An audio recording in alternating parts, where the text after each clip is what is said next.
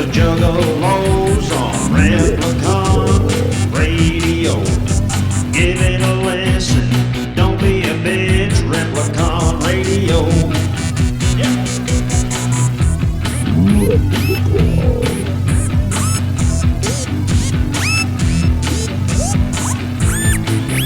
This is Replicon Radio.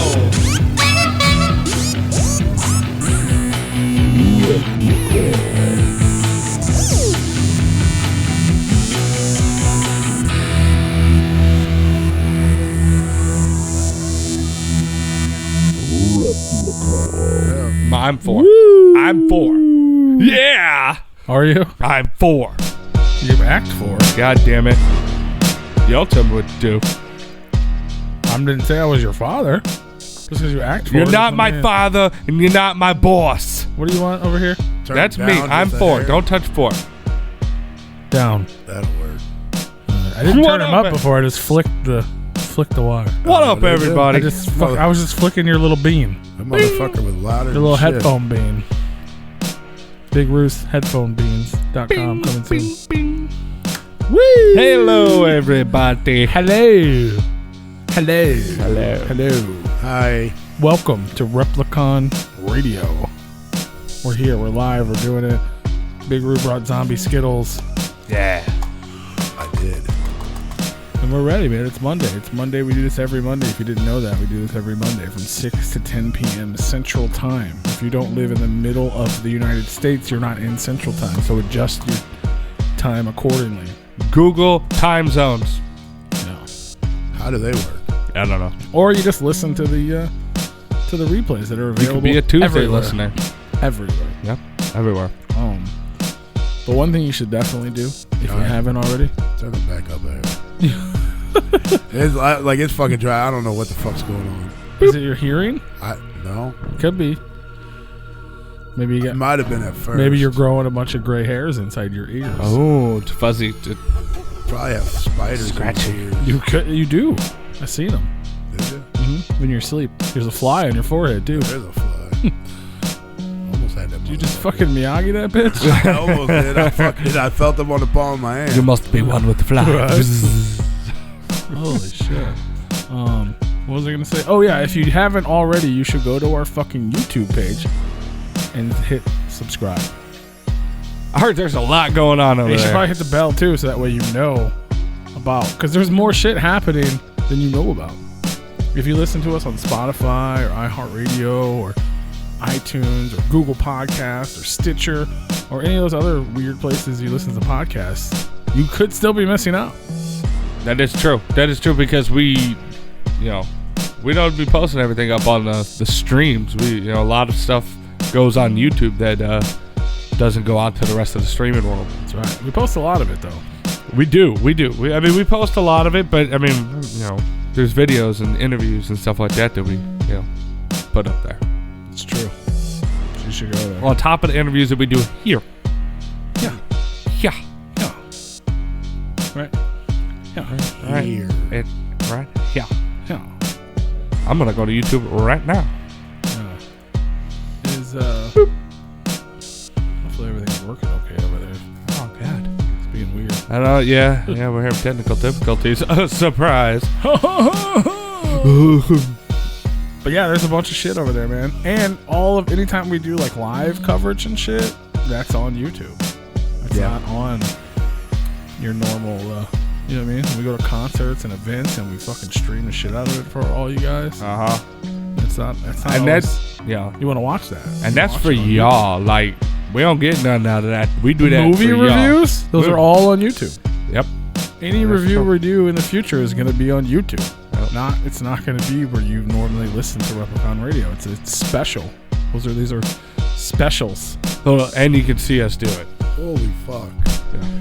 Yeah. Yeah. What? Wait till we start talking about this and I tell you about this. Oh, I'm excited. Holy fuck. But yeah, go subscribe to the fucking YouTube. A bunch of shit dropped since the last time we did our live show. Our review for A Long Tame the Devil. It's available on YouTube. Yep. That was since the last time you guys listened to this live. That is true. Show is. The interview with Tiffany Fallon, Playmate Show of the is. Year 2005. Show is up there, son. That shit was cool. You should go peep that shit. It's actually available everywhere too, but Yeah. it's also on YouTube. It was on YouTube first. If you'd have rang the bell, you would have known. Yeah, you would have. So go enjoy that if you haven't yet. And another interview, 2 interviews and a movie review, all dropped since the last time we were here with Diabolical Monster. And that was Miss Laura Slade Wiggins, who you know from Shameless, and also Along Came the Devil too. I Go speak fuck that shit. dope right there. And the director interacted with us on YouTube. Yeah, we might be having him on. He wants to come on and talk movies. He does. Things are happening over on YouTube. All we got to do is we just got to watch the first Along Came the Devil. We do. I did see that, by the way. I went back and I looked at that. You saw the first one? I did. You went back and read the box. But no, I actually watched the trailer of it and actually started it, and I did end up. I seen it before. It was a while. It was probably right when it first come out. I tried to find it like on any of the streaming services that I have, and I could not find it. It's not there. No, I was gonna watch it. You got the Fire Stick? Yeah, but it doesn't work all the time. So I'll say you can find it on there. yeah, we were trying to watch the new season of American Horror Story on there, and we couldn't even get that. It did that thing where it would play about 45 seconds, and then every half a second it would load. It would load. It was like and then it would go back to buffering. God damn it! A lot of times, if you start it over or pause it and then hit play again, it'll fire right back up. Oh yeah. Well, this one it's been Fired up. We arranged its settings a little while ago. What And then- stream are you feeding off of? I don't know. I gotta look on there. Is it, We don't use it too much anymore. Because it stopped working there for a while, or we couldn't get it to work, and because it locked up, and then I just need to just redo all the settings on there. Yeah, there. I forgot which one I'm using right now. It's No Limits. Okay. Uh No. Now owned by Disney. And that is actually it's the more current and updated one for right now. Yeah. That's what I got. Which is probably gonna That's have a an dope update beat. here Where'd you shortly. get that? Godsend. Oh, I heard he's dope. Yeah. You can get your own beat from Godsend at mnebeats.com. Go check him out. And a slew of other dope ass motherfucking producers to start your rap career on the right page. I'm gonna do it. That's what I'm gonna do. Yeah. I'm gonna put a rap album out and I'm gonna get all kinds of production from all these dope ass people. Hey. Just so I can be like, look, even if I suck, I have production from Monoxide, from Young Wicked, from Godsend, from Stir Crazy, from the fucking ROC. You know what I mean? Like, Yeah. boom. Sold. Somebody will buy it. Or accidentally listen to it or something. Accidentally, quote unquote. You know what I'm saying? Also appears on. And that'll be where I get all my plays. I mean, I don't know if you could do a features just if the people make the beat. Fuck yeah, you can. Can you? Fuck yeah, why couldn't I? That'll be the title of the track. Track 7, produced by Monoxide. Well, That's the name of the song. Yeah, that's the Jesus. Track Track- 8, produced by Young Wicked. Track 9, also produced by Monoxide. Yep. Absolutely. Fuck yeah. Tonight on the show we got Jake Palumbo. I don't know if I said that yet. Motherfucking Palumbo. This dude's there's a lot going on here. We're gonna learn today.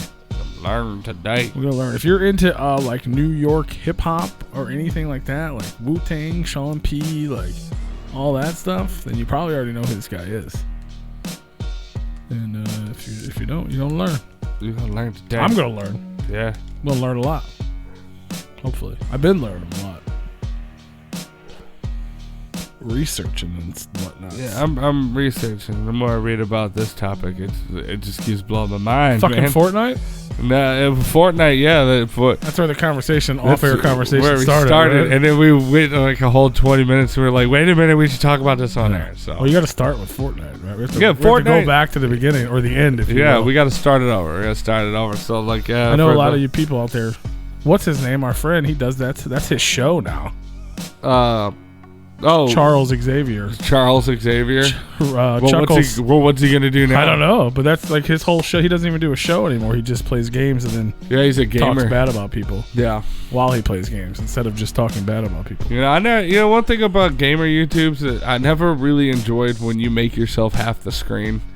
Like it doesn't matter who it is. Even my favorite YouTubers, like gamers, I won't watch their videos when they have a cut. Like they don't do it very often, but there are some videos where they put like a picture, like a screen back of them like playing the game, and then it's like the actual screen of them playing. Yeah, like it's a picture-in-picture. I can't do it. It's like I'm not. No, he just his is on a green screen. He's like in the corner. I know, but I'm just saying, just in general, I just don't like that type of gaming video on YouTube. I just want to hear your commentary while you're playing. I got you.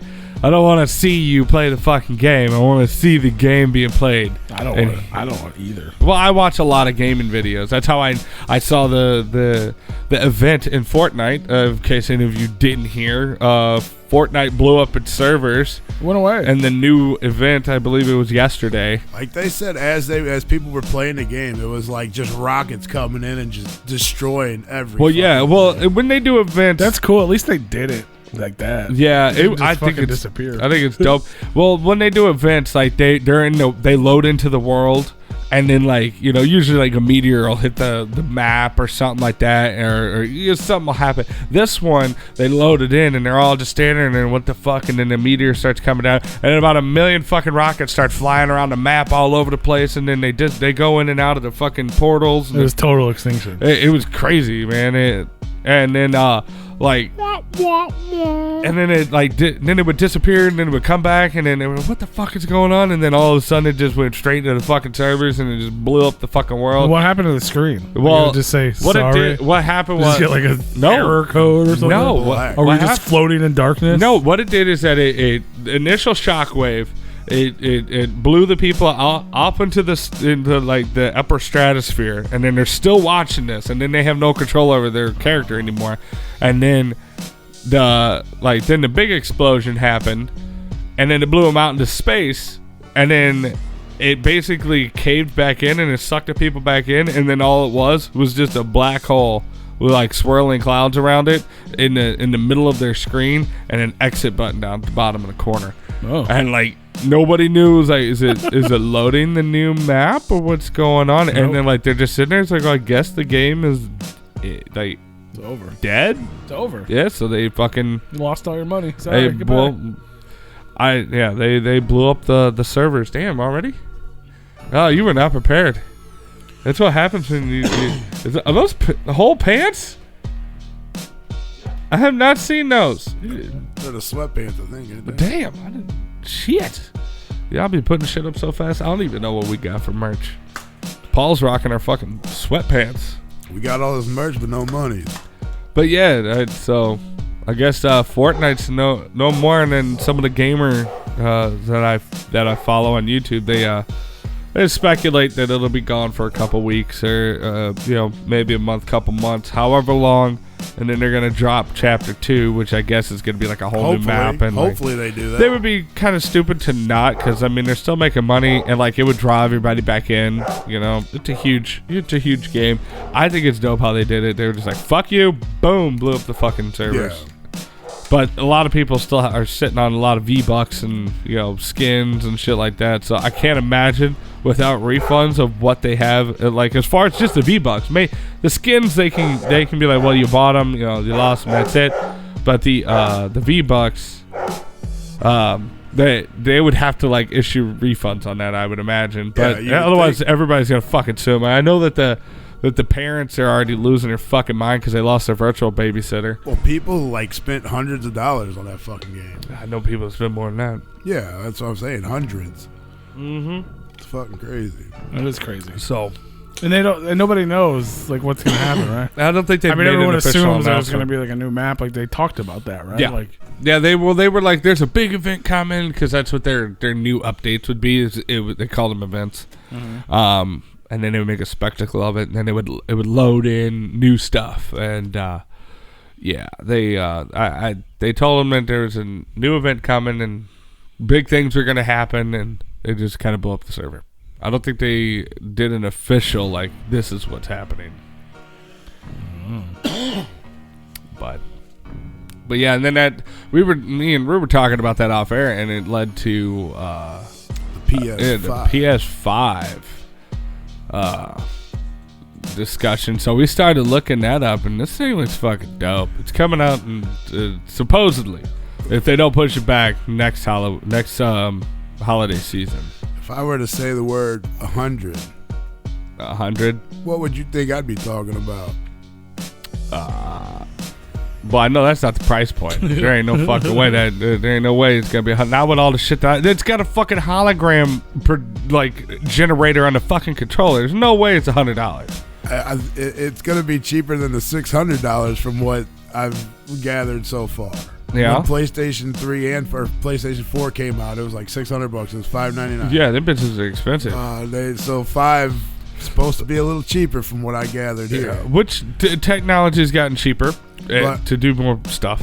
You know it's not the price. 100's not the price. You better say, I hope it's 100 terabyte memory. It is 100 terabytes. That's fucking dope. It is 100 fucking terabytes. 100 terabytes? Yeah, Yes, terabytes. That's gotta be something else now. It's like 100. Gotta come up with a new word for that. It's 100,000 gigabytes. Which they need to be, because on the PS4 I bought it, and I was still all the way up until 500 gigabytes is not all the way. Well, I mean, it's a lot.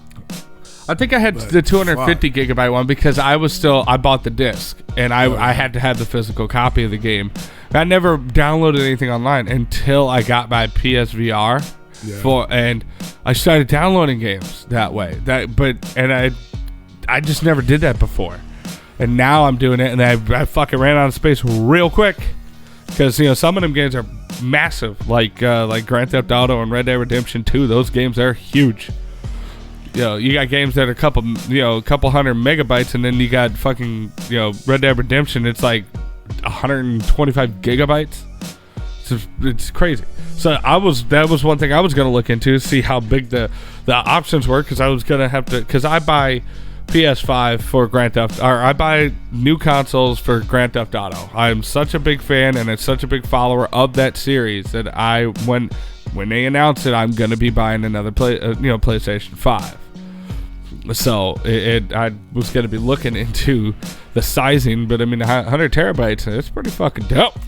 I mean, they are talking about that seems extreme. The games are gonna probably be a lot larger too, though. Well, they would have to be, because with the more graphics and all that stuff, the bigger drive engines, they're gonna be bigger. Most of the games are probably going to be in the 80 to 100. Graphics are going to be fucking insane on this. I don't know how they can get any fucking better though. Well, there's ways. Not all games are have top notch graphics, so it's gonna be pretty dope. I was looking into the VR capabilities, because I'd heard from actually Joe Christie. I was talking to him about it when I was thinking about getting my PSVR. And he told me, I'll just wait till 5, and they're gonna integrate it with wireless headset and all that stuff. And they're talking about that. I mean, they're talking about some crazy shit. Like, they're talking about reality augmentation and VR, which is two different things. The augmented reality is basically they're gonna have these glasses that can do both, but you see this world, and then they through the glasses. They make stuff in the world, like in your real world, like you could be wearing the glasses and there'll be like a fucking dancing monkey on the table or something that you can interact with and all that stuff. It's fucking it's crazy. What the fuck? Yeah. But they were talking. I was reading this right like before. Tony Stark's glasses. Yes, like when they and let's see where I can't find it. When I was reading it, and they were talking about this augmented reality thing would be like a personal heads-up display because it will. They said that one of the things that they're trying to, or they are doing. I can't tell if a lot of this is concept or if it's actually happening. But they're like, yeah, these augmented glasses will connect to your phone via Bluetooth, and like you could like scan barcodes in stores and it'll pop up the price of them, or like if you get like an email or something, all you gotta do is just look at it on the screen and it'll fucking open the email while you're walking through, and you could still see through everything, so it's not like it's blocking your vision, and but it's just fucking crazy.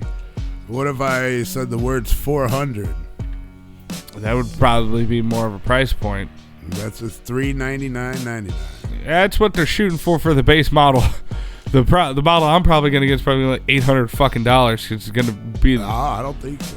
Well, I want to see what they're planning on doing with the VR, because that's kind of my next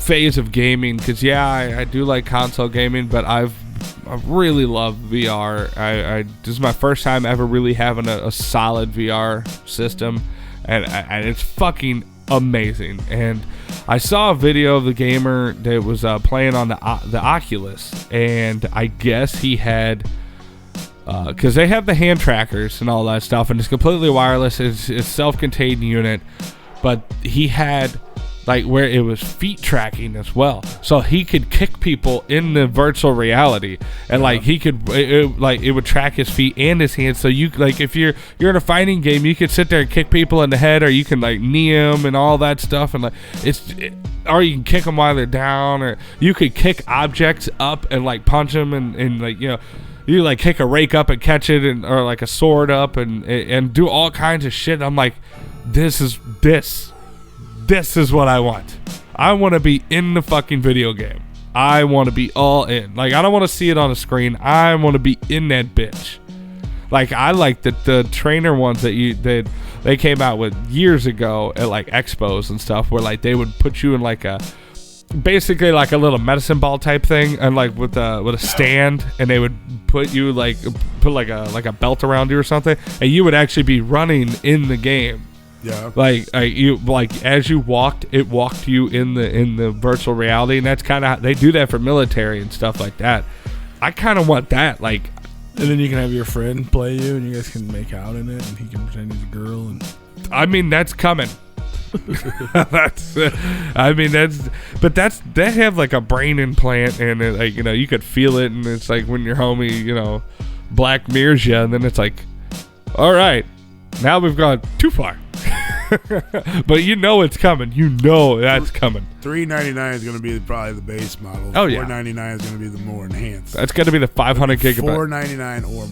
I'm still tripping on the fact that they're saying that these DualShock 5 controllers have fucking holographic projection things on it. It's like, what? Really? Oh, also, like some R2-D2 shit? Yeah, like right in the center. Also, it says that it charges via Wi-Fi.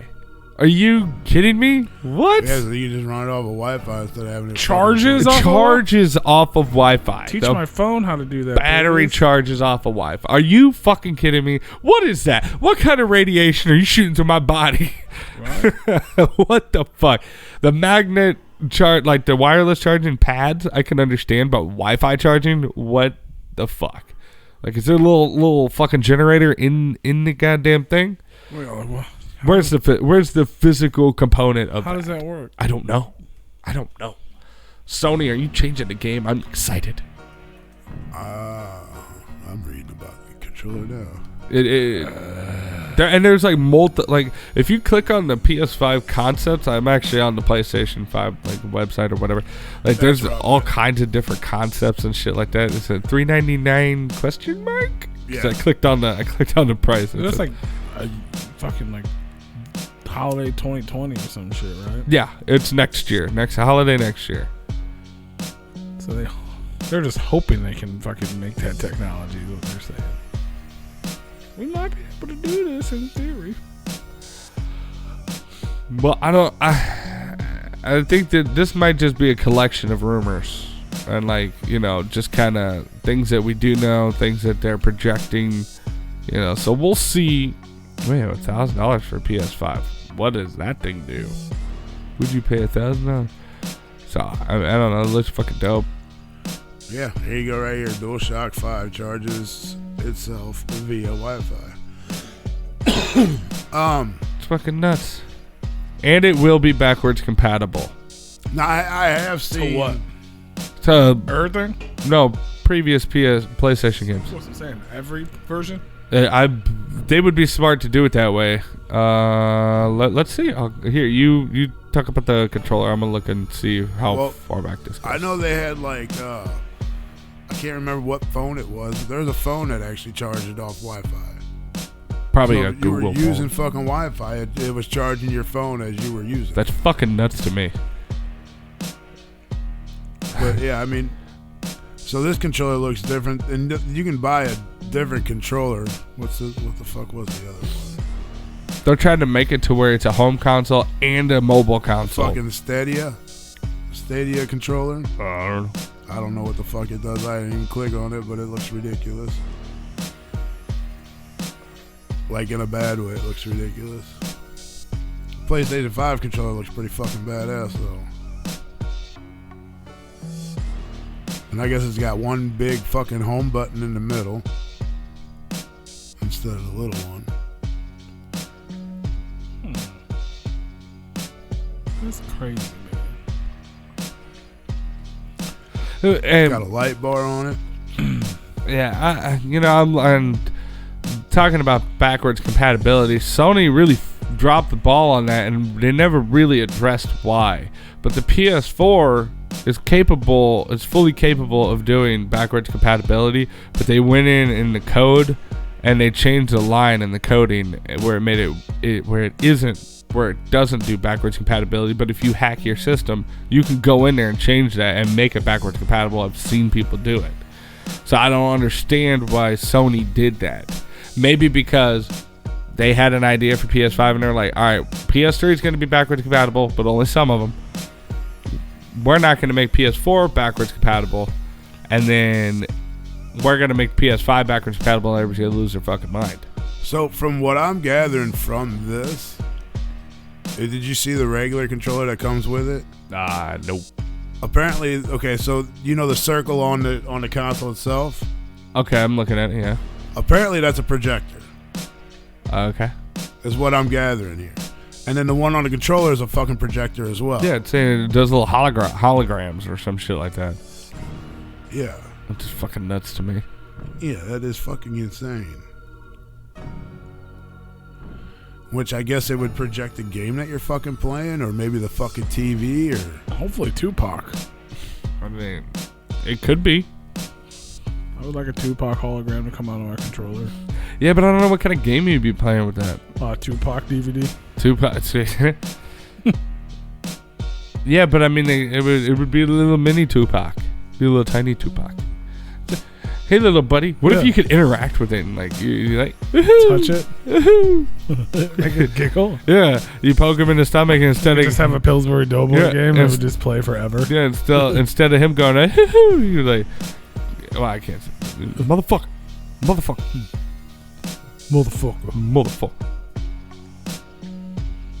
Yeah, it looks pretty fucking badass. He'd be like, to live and die in LA. Is that his play button? And apparently, yeah, it's going to project 3D holograms. Or if they can, is what it says. But yeah, I think this PS5 PlayStation 5.com. I think this is a lot of what ifs on here and not like an official like. I mean, I don't see why they couldn't do a 3D hologram. I know, but that's just nuts. With support of 3D hologram on both the system and the controller, the game will come to life right in front of you. Even if we can project 3D holograms, some sort of augmented reality solutions could provide the same effect. All you would need are glasses that change.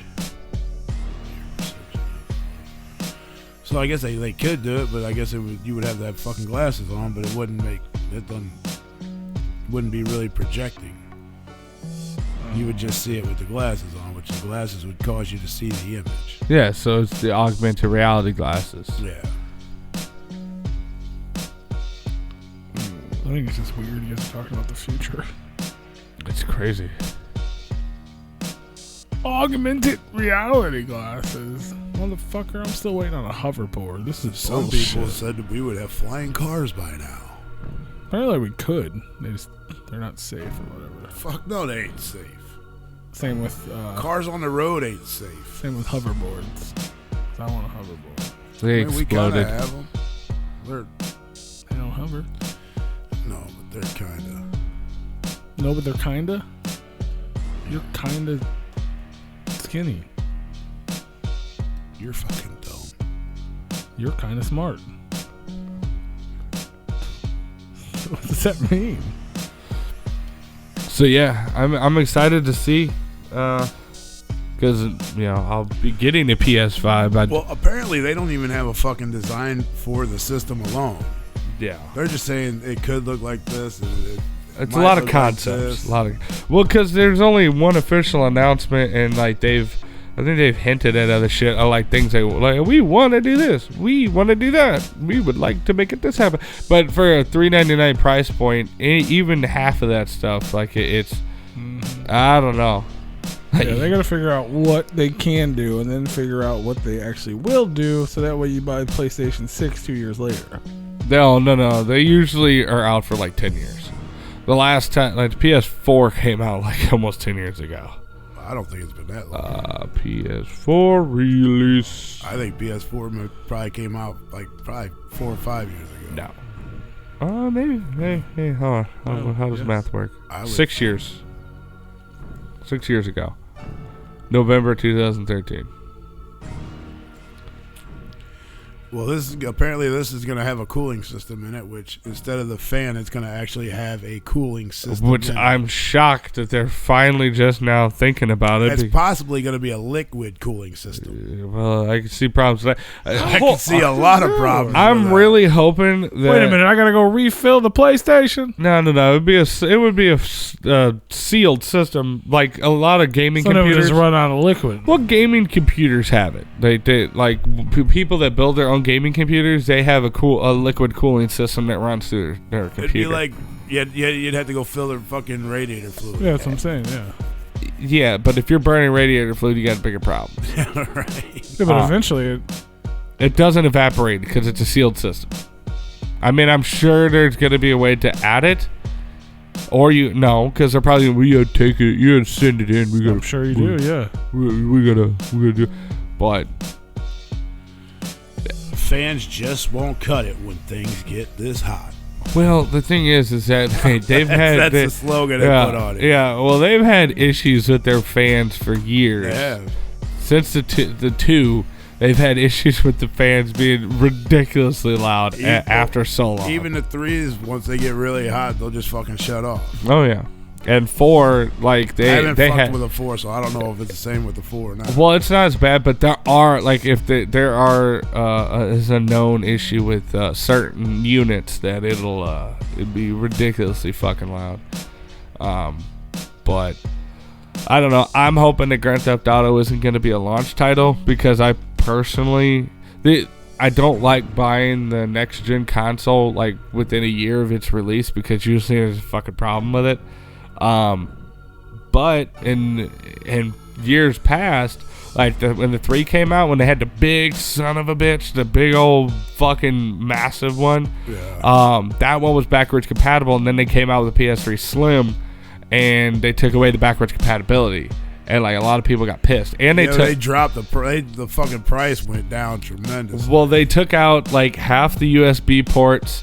They took out the backwards compatibility. Like if you have in great condition PS3 like big one, like I do. Those are still worth money. Gigabytes. They're still worth money because people will buy them for the 4-port USB slots alone because they can mod that and do all kinds of shit with it. So that's the only reason why I wouldn't want to. That's one reason why I'd be like, well, I kind of want to buy it now because I don't know what they're gonna take away from this goddamn thing when they come out with the updated version of this. When the 5 comes out, I won't buy one. I won't get one right away. Well, I'll definitely wait a couple of years before I get one. Well, normally I do, but like I said, I just do that with all electronics because they always have bugs and shit in them, so they work them out. yeah. Grand Theft Auto hasn't been a launch title ever. I don't think so. They're getting ready to launch a new one. They were taking. They have not. They were taking votes on where would you like to see the next Grand Theft Auto take place. I've heard Chinatown. St. Louis, obviously. I'd like to see like a Chicago or something. Yeah. Or the murder capital. Fuck St. Louis. Why wouldn't they play that shit here? I don't. I've been saying that for years. Like, even if it's just a spinoff, like, well, why wouldn't you have a St. Louis one? Because your Grand Theft Auto crime. I don't know. Right? Yeah, you'd have to go to like Ferguson and everything's on fire. Everything. That's a level. That's a. You could be the one that starts the riot. Yeah. In the storyline. Yeah, there you go. There'll be fucking people will be standing in the middle of the highway for no fucking reason. Only you could really just run everybody over. Yeah, you wouldn't get in trouble for it. That would be like not urban chaos. Yeah, it'd be like urban chaos where everybody's just running around, or there's one like something emergency. There was a game where like basically it was ridiculously hard and it was just a riot. Every level was a riot and everybody tried to kill you. I know what you're talking about. Yeah, That Total other Emergency Rockstar game. Yeah, it was I like owned it. It was like Total Emergency or something, or something. Yeah. Yeah, and yeah, that's what I would imagine. It's just chaos. Total extinction. So apparently, it's only going to be backwards compatible with the PS4 games. It's not going to be with the PS3 or 2 or 1. Yeah. It's just all the PS4. They're making too much money off of that shit. Now the shit's retro. Well, what they have it now is that you could just download it. Yeah, you can go do to the that too. store and just download it. Yeah, but you pay for it. Or they sell those like retro. You know what I mean? Like every fucking place sells everything's fucking retro now. Yeah, but those are just half-assed and they don't really work that. Doesn't matter. People buy them. Nobody asked how they worked. Are they for sale? Do people buy them? Yes. Are we gonna give it away for free then? Hell no. Well, you gotta pay for it. That's what I'm saying. I mean, I would be willing to pay for a backwards compatible. But, honestly, anymore, as long as it could do PS4 and I can download anything prior to that, I don't really give a shit. You don't have to include the outdated technology to read the shit. Because, honestly, I've had backwards compatible systems. You know how many times I've actually used the backwards compatibility?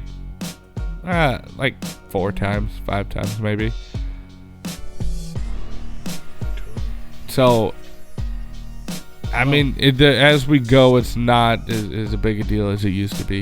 I don't play video games anymore. So this says the PS4 will continue to exist for several years, but when it comes time for the PS4 to go the way of the dodo bird, all those gamers will have a huge library of games that they can no longer play on the PS5. All I heard was dodo bird. I got pretty excited. Just saying. You like dodo birds? I've never met one. You never met a dodo bird? Nope. But do you like them? They're cool. I don't, Sure.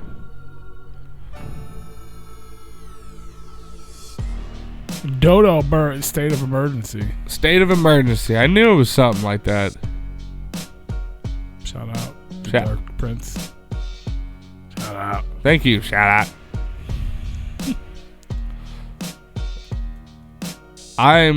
That's one thing I'm so excited for. Like, the next Grand Theft Auto.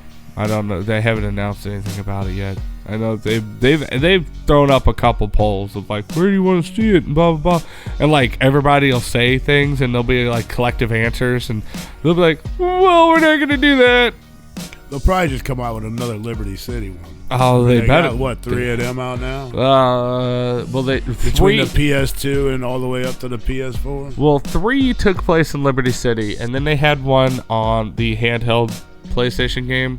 They had 2 out at Liberty City for PlayStation 2. Well, that's what I'm saying.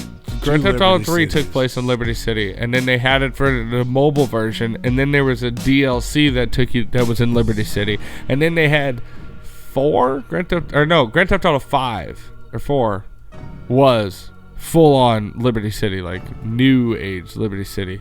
They had, so they've had a couple of them. Let Liberty City fucking die. Okay, we're done with New York. We're done with fucking LA because we've had 2 of those there. We're done with that. Fucking go somewhere new. Okay, I would be down with the new, like an updated version of Vice City. That shit was dope. That was one of my favorite ones, is Vice City, and it's so hard to play because it was so blurry. But I loved that game. It was fantastic, but it was like basically completely mirrored off of Scarface. But it was cool to be Tommy Vercetti running around Miami, right? fucking with a chainsaw and minigun in the mall, and it's just crazy. You do all kinds of shit in that game. But I played that so much, I actually played a hole in the disc. So That's crazy. yeah, I've gotten probably thousands of gaming hours under my belt. I've done a lot. It ain't gonna come out much before fucking Christmas. That's talking November of 2020. Yeah. Well, I mean, pre-orders and all that shit. And, what are you talking about for the PS5? Yeah. Yeah. PlayStation. All I know is that GTA 6 is going to be the most anticipated game. For you. Well, no, like, legit, it is. Like, Grand Theft Auto 5 broke almost records in every media. Like, movies, TV, games, cinema. It broke movie records? It broke the records for like earners, like how much they earned and all that shit. Like it across all media platforms. It was a huge game. It is the biggest game to date. That was a long time ago, wasn't it? Yeah. They released the PS4 Pro on November 10th, 2016. But the first PlayStation 4 release was November 15th, 2013. So they released the PS4 originally, and then they did a Pro release. Well, the Pro is just 3 years later. They had probably a little bit of update, a couple bugs probably figured out, fixed. See, I bought my PS4 for the Grand Theft Auto 5 because it came out in November 2013 and they released it Grand Theft Auto 5 in September. So I had to fucking go ahead and buy the PlayStation 4 for that. Because I remember that, like, I wasn't planning on buying it, but they released it so close to the drop date of the system. I was like, God damn it. Or did I? No, because I bought it on... Okay, no. What I did is I bought the Grand Theft Auto 5 for PlayStation 3. And then I can't remember when they transferred it over, but they made it to where they were going to delete your online character and you had to switch it over to PS4. So I had to buy a PS4 just so I could switch my online character and my save game and all that shit. If you had Grand Theft Auto 5 and for 3 and you bought the PlayStation 4, they gave you had to buy the game, but then they reimbursed you your money. So you basically got the game for free. Oh, I didn't get my money back. I didn't know anything about that. And then your character, you just transfer your character and shit over. Yeah. And I waited on that because I didn't want to do it. I was like, God damn it. But then they were like, well, you gotta switch it over. And then they were like, well, we're going to cut the server for 3. And I was like, God damn it. And I was still heavily playing it at that time. And then I switched it over to 4. And then I played another several hundred hours on it. So, I mean, I got my money's worth on there. But hopefully what they'll do is they'll fucking take away the paying for the internet. You got to pay for the server time or whatever. Though they just placed, or Sony just started doing that for the 4. Yeah, making it's it so stupid where you got to pay for the internet when you're already paying for it. Yeah, but I mean, you do that for the Xbox has been doing that for years, and Sony was the only one that you didn't have to pay for. And that's why Sony had so many fucking sales over the Xbox. Yeah, and then they changed it over, but I mean, It's alright. It's like $30 for like 3 months or some shit. It's not too bad. Yeah, it's like $60 for a year or some shit. 50 or 60 for a year. Yeah. Yeah, so it's not too bad.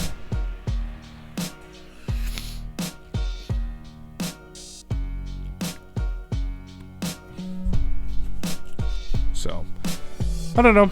Just excited for the future of gaming. What else they got on this motherfucker? Video games. Video games. There ain't no way they're gonna be able to sell this motherfucker for $1,000. People buy fucking new iPhones every 2 months for fucking $1,200. That's different. You can put it on a payment plan. Is why they do that. You can't do that. Maybe you start paying monthly for your PlayStation. I mean, it's a fucking computer. That's how much computers are. They could do it. They could do it.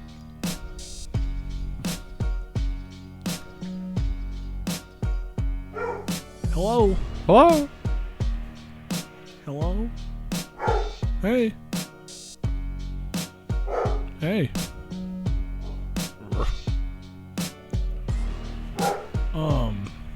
What else is happening besides video games? Anything? I mean, not really. Huh? No, not really. It's not even. Are you even saying words? No, just chilling. No, really. That Body Man had a super fun engagement party. I did. That happened. Do you remember? It was a very long weekend. Was it? What do you mean? Yes, I remember. I don't know. Yeah, I was practically sober for the thing. Yeah. But I hope everybody else wasn't. So. I was practically sober for the thing. Yeah. But you had fun with that photo booth. That's for damn sure. I saw them. But you were in the photo booth more than anybody I saw in all the photos. Me? Yeah. No, that's not true. That is true. It's on there like 3 times. Dude, you were in like 5 different sets of photos. Like Well, yeah. totally different people. That's the way to do It it. was just like, Pete's just in the photo booth. He just left over in there. He became one of the props. It was awesome. I put the glasses on Michael Myers. We thoroughly enjoyed that. And then I saw him in everyone's photos later. I'm like, yes. Yeah, we thoroughly enjoyed the glasses on Michael He had a Myers. second half of photo boothing. He had fucking pumpkin glasses on. I was like, nobody took them off. Yeah. That's good. Rue, you missed out, man. It was a good time. I did. I had every intentions on going. Like I told you, I had a prior engagement beforehand. Well, that got over a little later than expected. Yeah. And there wasn't no way I was getting behind the fucking wheel after I got done. Yeah. Yeah. Man, I don't know if it did for you, but man, it seemed like it went by in about 5 minutes. It did at one time. Super Well, it's because fast. also even the bartenders were like, wait, what? Yeah, everybody, even the DJ. And I was like, well, the first hour and a half of the party, we weren't really here. Like we were all just like, hey, Yeah. what's going on? Yeah. And then all of a sudden I was like, oh, it's party time. Like, nope, party's over. Yep, that's about how it went. Yeah, okay. Everybody was like, DJ, play something fun. He was like, this is the last song. Yeah. Yeah. I mean, Damn. I would have liked to. I mean, if I didn't have to clean it up that night or pay for extra time, I would have been like, fuck it, let's run this bitch. Yeah. But Yeah, paying for extra time always sucks. yeah, I'm not doing that. Even though we could have just went over, and because I had to tell the DJ and I had to tell the bartenders like, yo, it's almost time, by the way, and they're like, oh shit, what the fuck? Like we could have went over, but then they'd be like, yo, you need to give me more money, and I'd be like, no. Like, No. Just leave all the bottles and the DJ equipment and we'll run it ourselves. Yeah. That's what he said, though. He had a whole setup. He's not going to leave that. That kind of happened, except for the DJ part. Yeah. For a few of us. Oh, well, anyway. we had to officially end it, but, for the people, the bartenders and the DJ, but then everybody stuck around and, we were cleaning up, and then we just started going to the bar because, I mean, we had all the booze there. We just didn't have people regulating it, so it just Right. became like everybody's just hanging out and drinking and all that stuff. And, Paul and his friends found the fucking fog machine in the hallway, and they had a photo shoot. I want to see those photos. You guys are having a fucking blast. I was having a wonderful time. Yeah, I'm glad. You guys, because Well, there was like one dude there that was like super gay, and he was hilarious. And he started it. yeah, He was like underneath the water fountain by the red light. Yeah. With like the straw hanging out of his mouth. Like, Yeah. oh my God. And we're like, I want to do it. I want to do it. So then I like started doing gay poses next to the fog machine. yeah, And then Mandy's clown strutting Yeah. through the fog because you couldn't see. yeah. The fog was so thick. I'm sitting here walking through the damn place trying to set up stuff, and then I just look because the hallway is completely dark. It's red, and you can't really see. And I just see a wall. I can't even, like, there's Smoke. streamers hanging from the ceiling, and I couldn't even see the exit sign at the end of the hallway or the streamers anymore. And I'm like, what? And I just hear a bunch of giggling in the fucking fog, just a bunch of laughing. And I'm like, what the fuck? I just hear it from the fog, like, oh, fog machine's on. I've only seen like one or two pictures. I feel Yeah. like they were all on Snapchat or something. I don't know. Maybe, I don't know, man. I know you guys were fucking posing and It was shit. fun, though. Yeah. So, It was fun. yeah. It was an awesome party. Thank you for having it. No, Should have more. I would love to. Absolutely. The decorations and the Allah's Lulu cake and the, all that shit. Which So- we didn't even hand out the cake because, I mean, It was funny because like I took pictures of the cake while it was in the box yeah. because I wasn't gonna be the guy to take the cake out of the box. But Yeah. I was like, I want to get a picture. And then we were like sitting there. I was gonna take a picture of it out of the box once it came out. Yeah. And then all of a sudden, someone was just eating. Mandy was eating a piece of cake. I'm like, what the fuck? What? She's like, yeah, they cut it, I guess. But I'm pretty sure I'm the only person that ate a piece. Like at that point, Yeah. it's like they didn't tell anybody. Someone just went by there and did It I guess. well, no, her aunt did it because she wanted us to make it a big deal, but it was going so fast. Like we wanted the people to get there, kind of mingle around, and then next thing we know, it was already like an hour and a half. And we're like, well, fuck, we gotta get the food. And then before we did the food, they were like, well, yeah, then. Like right after the food, then we got the games and all that stuff. Just a couple of the games. I didn't win. Yeah, we didn't have a whole lot of stuff going on, but it just happened so quickly. Like after people started getting there, and then it was like, oh shit, we got to That's do how it this. is, man. I remember when I used to DJ all the time, like weddings and shit. Yeah. It's the same way, exact same way. Oh, that's ridiculous. Like, and people have all these plans. You know what I mean? Yeah. And I know it's not gonna fucking. I'm like, you're not gonna fucking get this done. Not with this. No. You know what I mean? And I tell them. Always tell people. Yeah. Or I'll try to push them. Like as the DJ, I felt like it was part of my job. Like, hey, you know, because actually you have like you hired photographers and all this and that. And I'm like, look, your photographer's only here for another hour and y'all ain't even danced yet. Yeah. Like you got 18 dances on your list. You're gonna cut this cake. You're gonna do this. You're gonna do that. And y'all are still walking around saying hello, auntie. Hello. You know what I mean? And they're like, oh my god. Yeah. I'm like, I mean, y'all do what you want, but you gotta pay. You're paying that person, and you want to keep them here an extra 2 hours, it's probably gonna cost you way too much money. Yeah. Same with me. Yeah. You know, like, Right. I mean, I'll sit there at my fucking table and play fucking Frank Sinatra quietly in the background while y'all eat for 2 fucking hours, and I'll just get fucking hammered. Yeah. Rue used to come with me all the time. Like, he's like, he'd be like, what are they doing? I'm like, I don't fucking know, but if they eat till 9:30 and I'm only paid till 10, I'm only paid till 10. Right. Yeah. Like, that's on them. It's their fucking wedding. Yeah. Eat your fucking ravioli. I don't give a fuck. I don't give a shit what you do. I literally did nothing but carried my shit in, drank a bunch of your booze, and now it's time to go. Yeah. You want me to stay longer? It costs a whole lot more. Yeah. You know what I mean? Like, not to be a dick, but it's just like. I mean, that's just how it is. Yeah. It's like you can't. But I would try to tell people. I'm like, look, you guys. That's the thing that fucks me up. Like, I understand you want to plan a lot at your wedding. You want to do a lot of shit. Yeah. Shut the fuck up. Just do your fucking first dance. Do a dollar dance. And just let the fucking people have fun. That's what I did. Go get your fucking pictures. A lot of people don't pay attention. They've never done it before. Yeah. You know what I mean? I'm sure people that get married for the second time do it way better. Yeah, they don't have You know what a I'm saying? reception. They just go down to the courthouse and say, fuck it, they're getting But married. even if they do, Cut but it I'm up. saying, but if they do, they have it. They know what the fuck's going on now. You know what I Yeah. mean? Like a lot of people don't have the luck. You don't pay attention that much when you go to one. You're just there. No, but when you plan something, you know you have a timeline. Yeah.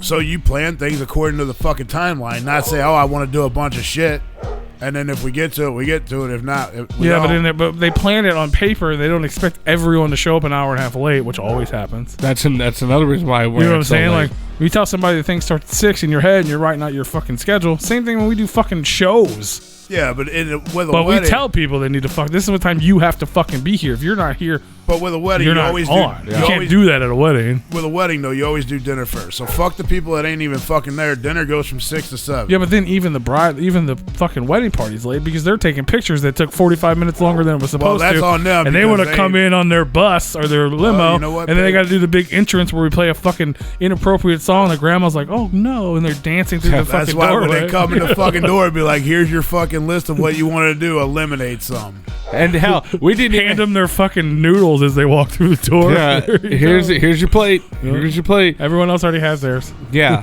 and fuck that. Everybody's been eating for a half hour while you guys just now decided to show up. Yeah, and then man, and we didn't even do that. Like basically, all we had was the food, and we had a couple games like find the ghost, which that we had like 50 little ghosts hidden around the place, and like in about 35 seconds, though, like 3 people, including P over here, they were all I gone. would have won. I know. I stopped. Yeah. Was I saw the sign. I was like, do I wait? And then Yeah. I asked a couple people. I'm like, does this start now? Because if it starts now, I'm gonna fucking go in real quick. Yeah. And everyone's like, I don't know. Yeah. I guess the sign's up. Go do it. So I started doing it, and then somebody's boyfriend was like, hey, we're not supposed to be doing that yet. I'm like, oh, okay. And then in the meantime, his girlfriend fucking grabbed the rest of them. I'm like, Yeah. motherfucker, you fucking kidding me? I could have won. Oh, so he Yeah. fucking schooled you. He Yeah. fucking, And there was 2 Because of I them. had 20 of them bitches in my pocket already. Yeah. 20 you out got of 50. fucking bamboozled by the Yeah. boyfriend. All I needed That's was what 6 happened. more, and I would have won. Yeah. Nobody could have beat me after that. Oh, you Yeah. got bamboozled. What happened, son? Well, whatever. And Yeah. later she was like, well, there was 2 of these and 2 of those and 2 of those, so they were made for twins. I'm like, whatever. What you win? Basically, there was a couple movie night baskets. Like, there was like a movie, popcorn, and a couple shooters, just a little movie night thing. It was like 3 horror movies, and you could choose a basket and all that stuff. And it was neat. And that was for like the find the ghost, which that nobody got to do that. Then we asked everybody. Yeah, you got to do it. You got to do it. Yeah, you I got to do it for a little bit. The sun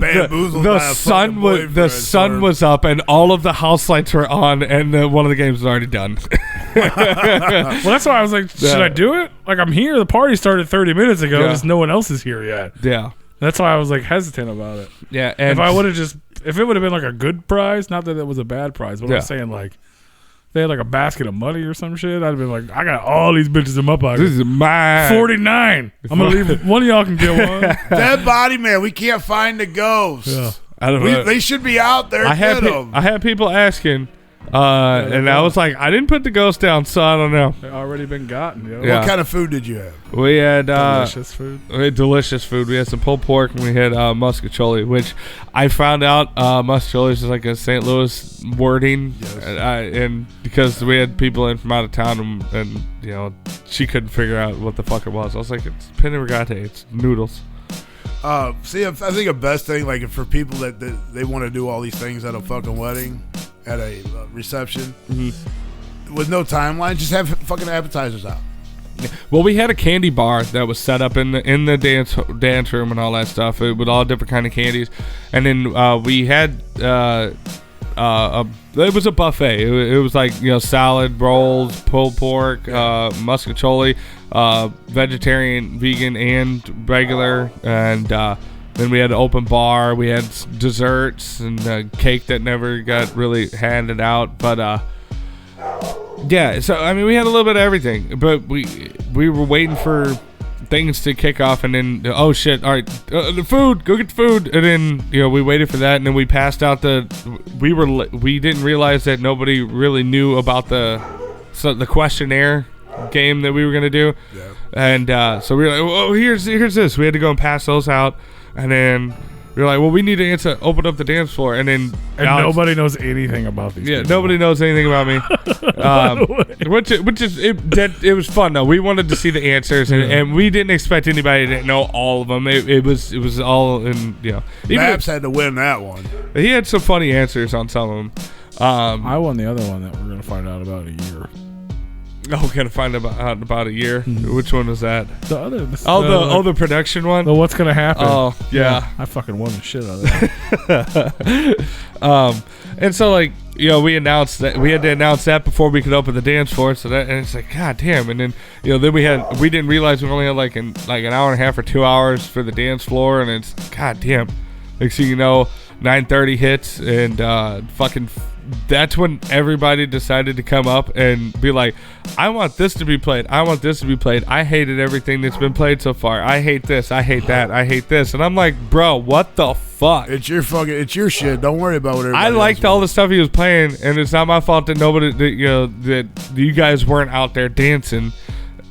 And and fuck them. You got to hear what you wanted to hear. I was happy with the DJs, so I was like, whatever. Yeah, as long as you're happy with them. But I was like, why didn't you guys come to me 2 hours ago? And then I could have told you what I just told you, and that's go talk to the DJ. Go fucking, because there was no restrictions. I was like, fuck it, your guys' party. Yeah, I was like, just try to stay away from R&B, country, and slow songs for the most part. Let's keep it upbeat, dancey, and all that stuff, and a Halloween theme.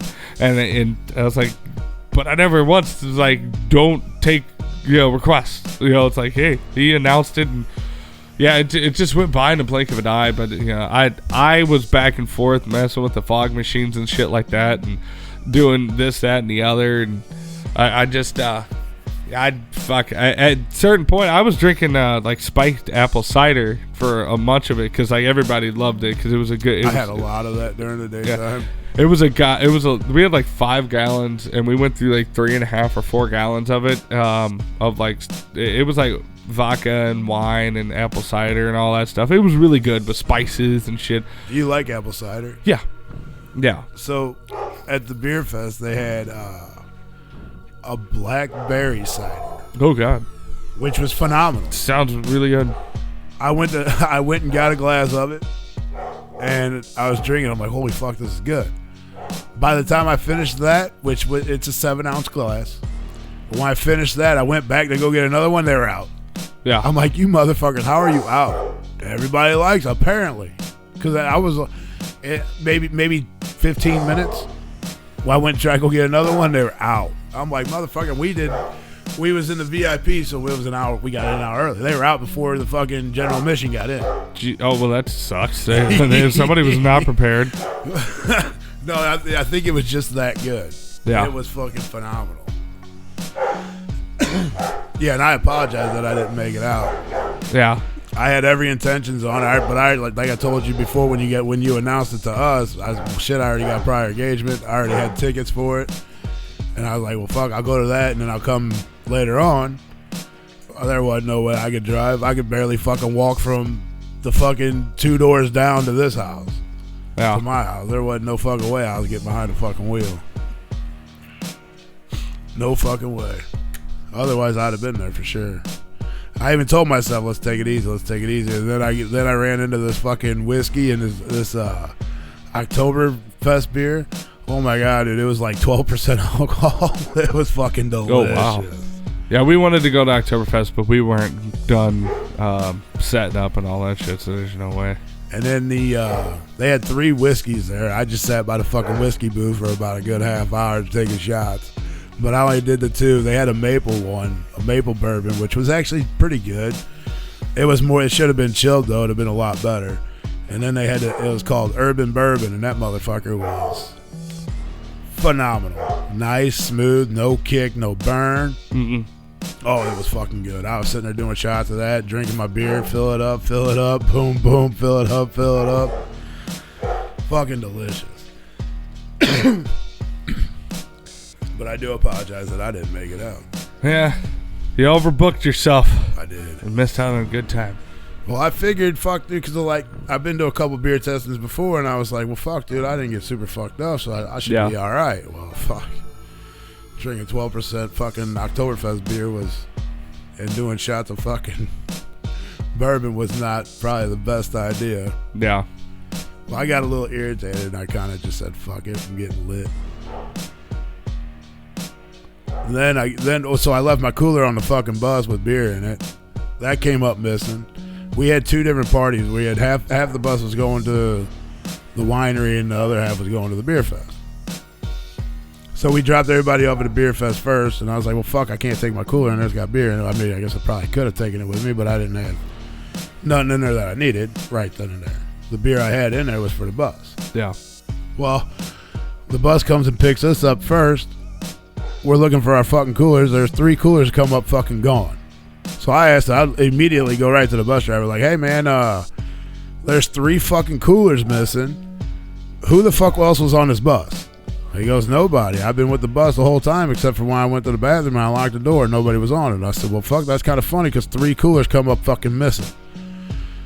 Well, some of the other people were like, well, let's go pick up the fucking winery people and see if your cooler's with them. I said, why the fuck would my cooler be with them? It's not theirs. They know it's not theirs. None of them sat. I was in the front seat of the fucking bus.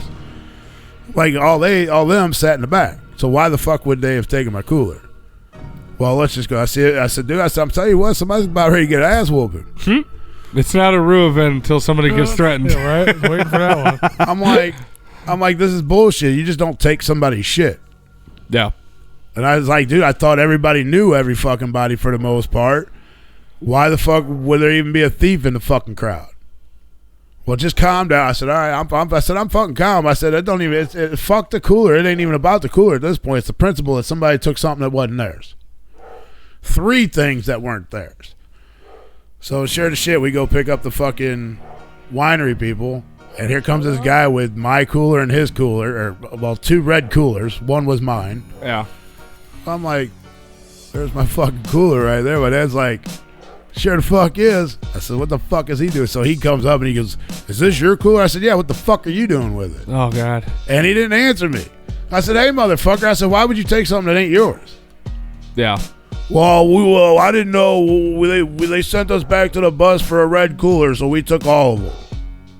I'm like, well, I'm glad you remembered to bring the motherfuckers back. Jesus. And I immediately opened it up. Everything was there, so I was like, well, fuck it. Cool, whatever. Well, we get back, and 2 of the girls came up that sent their husbands back to go get coolers off the fucking bus because they were looking for fucking chicken. And apparently it was in a red cooler. So they couldn't just look in the coolers? Right, and so now I have questions.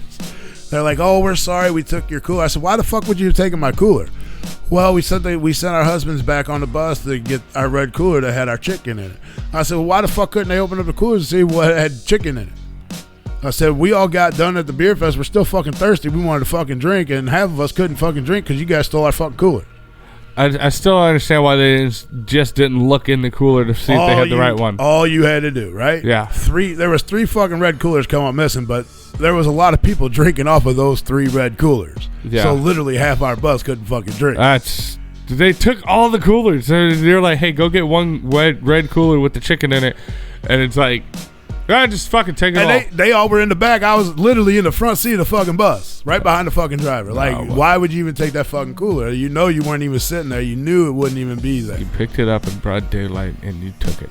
Like I said, the good thing is that they remembered that, we took these coolers off the bus. Let's get those coolers back on the bus instead of saying, hey, that's not our fucking cooler. I don't want to take it. It's somebody else's. Luckily, all the coolers made it back where they needed to be. But yeah, it was a big fucking deal there for a minute. How long were the coolers gone for? About 20 minutes. Yeah. Because, my cooler was gone for about 10 minutes. Yeah. Everybody else's cooler was gone for about 20, 30 minutes. Probably 30 fucking minutes because we had to wait for them to get out of the winery and come to the bus. Yeah. But I had my cooler, so I was like, fuck it, I'm drinking. And I handed out a couple beers, too, just because they didn't have their cooler yet. So I was like, well, fuck it, your cooler's got to pop up. If not, I know who had mine, and that's who we'll fucking figure out who's got the other ones because we're going to go straight to going to fight. You better give my stuff. I wasn't trying to cause no problems, but you just don't take shit that's not yours. Plain and simple. Yeah. And out of all, if you're a husband and wife, you should know what fucking cooler is yours that had fucking chicken in it. For crying out loud. Yeah. There probably wasn't any chicken in your cooler. Probably just beer. It was. It was just beer. Mine just had beer in it. Chicken flavored beer, maybe. And they, the girls apologized 1,000 times. I said, it ain't a big deal. I said, the main thing is you motherfuckers remembered to grab everybody's coolers and bring them back to the fucking bus instead of saying, I don't know whose that is or whose that is. Yeah. Because people get fucked up on wineries. So glad they remembered. But yeah, it wasn't fun for like 15 minutes. It was a hairy couple of minutes. Harry and the Hendersons. Harry. Oh, and I had a couple Bud Lights. It probably took 5 Bud Lights to get all the other beers taste out of my mouth. Like, before a Bud Light actually started tasting like a fucking Bud Light. I had so many different fucking beers, it was fucked up my taste buds. Taste buds. Party time. Excellent. I mean, I was fucked up to begin with. Zombie Skittles. Yeah. You want to eat them? Yeah, maybe. I don't know. You ready to take a quick break? Because we got a guest coming up on the motherfucking show. Yeah. Yeah. I'm good with a break. YouTube. We'll be back. If you want to hear music, go over to repliconradio.com. And fuck you. Go buy merch. Yeah. Literally. That's funny. I don't know who that person is, but it's funny. I don't know. I was looking at it, and like the more I look at it and look I was into watching. I don't know what I was watching. I was watching somebody's live stream, and it wasn't. It was like a famous person. I don't. I can't remember what it was. It was like Kevin Smith or something. Somebody somewhere. Yeah. It wasn't like Chuck or CPN or anything. It was like a bigger person. And I was in the chat room, like, hashtag the Replicon is watching, and that person was in there. Yeah. And they were like, fuck you. Like, I'm you. like, who is this random person in this random chat? And now here they are at our show, so I guess it worked. That's funny. It's like oh, we got no views. Okay. All right. They've been on YouTube since 2012 and they have 6,000 views. We've been on there since 2016. We have 350, almost 356,000 views. So I don't know who the bigger fuck you is, but whatever. Yeah. And it's 2.15 thousand dead subs. God damn it. Boom. Boom. They're all new. Go fucking buy a t-shirt. RepliconRadio.com or RepliconRadio.BigCartel.com. And we'll be back shortly with our guest. Goes on Replicon Radio. Giving a lesson. Don't be a bitch. Replicon Radio.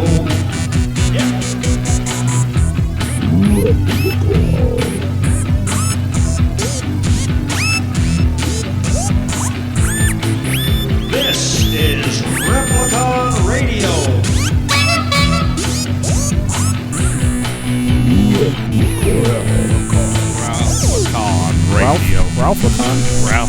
Ralph. Who the fuck is Ralph? I don't know. Ralph. Boom, Ralph dong, Lacon. boing, ding, ding, boom, dong, Ralph ding, Lacon. ding. Shout out to the dumb bitch smoking meth on my fucking Facebook live feed. I was going through my Facebook on the break and like I guess there's somebody on my Facebook friends list that her thing is that she likes to film herself smoking meth. Oh, wow. Quit moving Yeah. shit, dog. These are your friends, huh? Gosh, I don't Yeah, know meth this- I heads don't as know friends. Were they at the Fuck. party? No, no, I don't know this bitch. You should have introduced me. Hey, well, we all know what those. Would you like to be on Replicon Radio live feed? Yeah. It might introduce you to the next chapter of your radio life. Who knows? Oh, boy. Yeah. This is what we're going to do from now on. Just like she. I don't know. No, like I feel like it would hurt. She's smoking it through her nose, man. Oh, what? Hold on, you gotta see this. I don't want to shit. see it. We have things to do. She's Hold on, snorting hold on, it? hold on. You can't. Like it's real quick. Like she was doing it the other day. Fuck out of here, dog. Like she was doing it the other day. Like she did it full on. Like the other day. That's fucked up. I know somebody that be snorting joints up their nose. Well, it's a bowl or it's a full encased thing, and she Yeah. takes a blowtorch and heats it up, and she smokes it through her nose, and that's how I know it's meth, because the people that do that so they don't ruin their teeth or smoke their teeth out of their head, that's one way to I do mean, it. it still rots your teeth when you blow it out. Yeah, but not as much. Not Just as much. just so we're all. I mean, straight. she's smoking meth on a Facebook live feed. So she's retarded. That's awesome. I wanna saw it the smoke other day, meth. and I was like, that can't be real. And I commented, I was like, girl, are you seriously smoking meth on your Facebook story? She never saw it or responded. And then she did it again. It's like, oh, okay. That's a quick way to lose weight, though. I looked on her page, and like this second post on there was like, just got out of jail. So, okay, you're going to go right back to jail. Well, anyway, it has nothing to do with I'm gonna anything get we're on talking that about. meth diet for sure. We're gonna take a 5 second, like, Okay. All right, change pace. So confused right now. Nothing to do with our guest. No, Beth that's- diets are the shit. That was No. I just saw it when we came back. Okay, I'm super confused about that. But anyway, as we do every motherfucking week, we have a very special guest, and that doesn't change this week. All the way from Brooklyn via Tennessee, via the internet, our homeboy, Jake Palumbo. What's up, brother? Yo! Replicon, what up? What up, Yo, dude? yo. What up, what up, what up? What up? Yo, thank you for having me, man. Well, hell yeah, man. Thank you for having us. Yes. You know what I'm saying? So we're happy. We're happy to talk to you. We're happy to learn. We're happy to. I don't know. We're just happy, man. We're just happy to be happy. No doubt, man. Fucking people, and yeah. This is Alexa's boy, right? I don't know. We'll get Word, let's get into it. Yeah. First of all, welcome to Replicon Radio again. Dope. Essentially, man, what we like to do, especially the first time we talk to someone, we like to get to know them. We like to go back on our Dino DeLorean, if you will, back on our time machine. 88 miles per hour. That's right. 88. We like to go maybe 89, 90 just to be safe. I got a bit of a And life just go back to where it all began, man. I actually listened to you tell a few stories about your past, and so I want to go all the way back to where it started, to where you were chewing on your parents' vinyl records is how you got into music. Yeah, that is a true story. When I was a baby, my parents had a pretty thick vinyl collection. On my dad's side, it was a lot of prog rock, like Yes and King Crimson and stuff like that. And on my mom's side, it was more like Cat Stevens and Black Sabbath.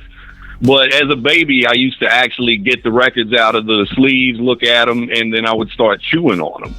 So I've always said that, yeah, I think that had some sort of like chemical reaction, to what made me a vinyl crate digger later in life. It was like the kids that chewed on paint chips.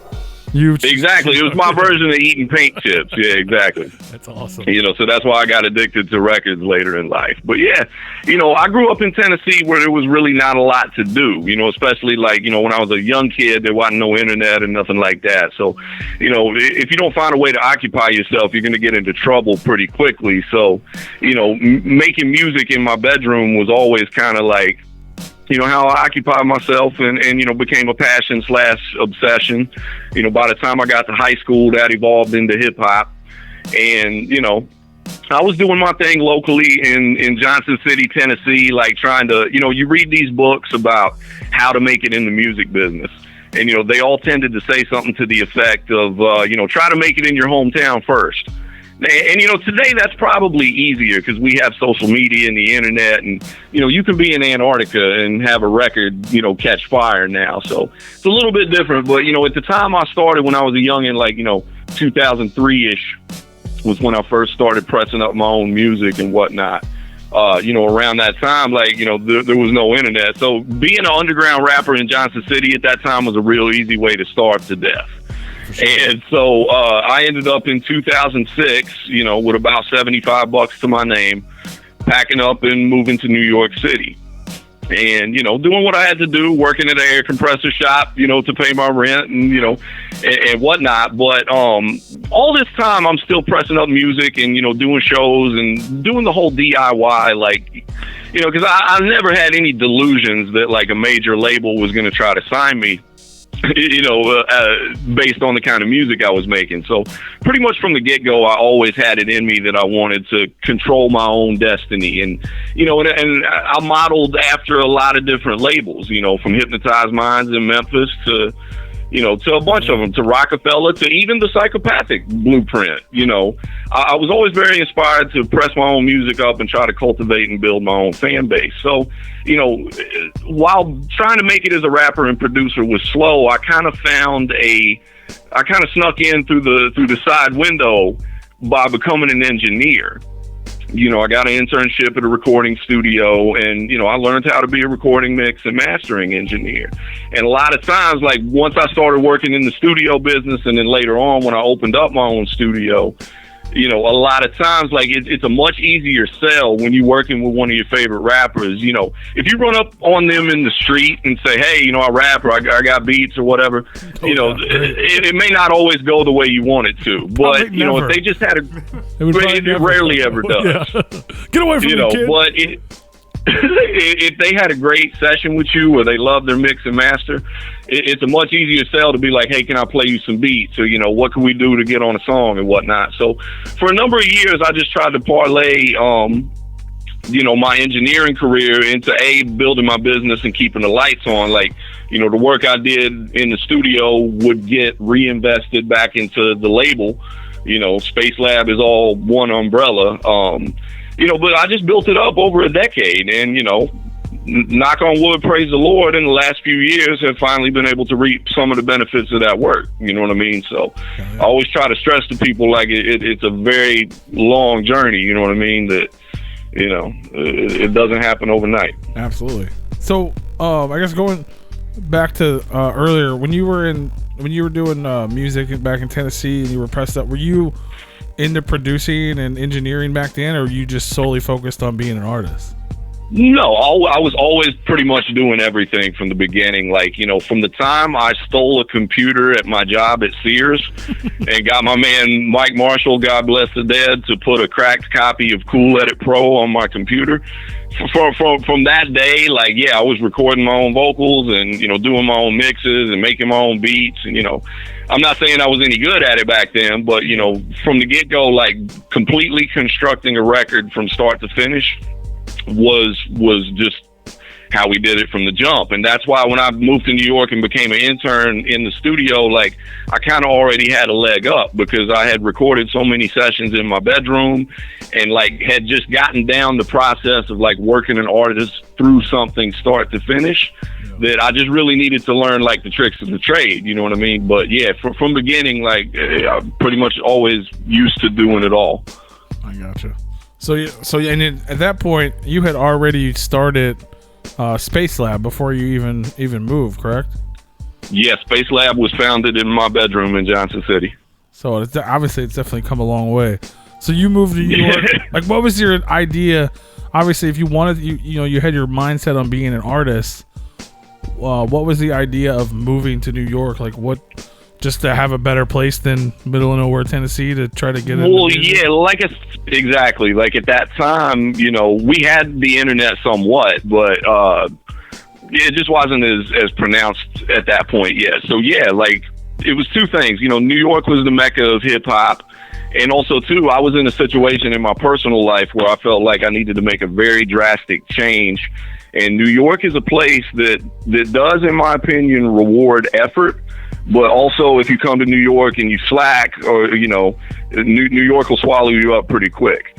So I kind of wanted to put myself in the deep end of the pool, just to see, if I could do it. So yeah, that was pretty much the motivation with that. And also too, I'd been coming to New York to do open mics and to go to Fat Beats and, do all the underground rapper stuff, try to sell your CD and all that stuff. And I love the environment. I'm kind of a crazy schizo type person anyway. And, it's, I don't know, I just felt like I fit in here. And, I had a friend that moved up here too. So, it ended up working out. Hell yeah. I've been here for 13 years. So 13 years ago, you showed up in a city and you just found a job in just a random, studio. I worked at by day, I worked jobs to pay the bills, and then I had an internship at night. Now the odd thing was that the same week that I got laid off from my job, the last job I had was working for a website that sold digital cameras. I was like a bookkeeper, data entry dude. And the same week that they closed was the same week I got my first paid recording session as an engineer. One of the engineers at the studio I was interning at quit, and I got to take their place.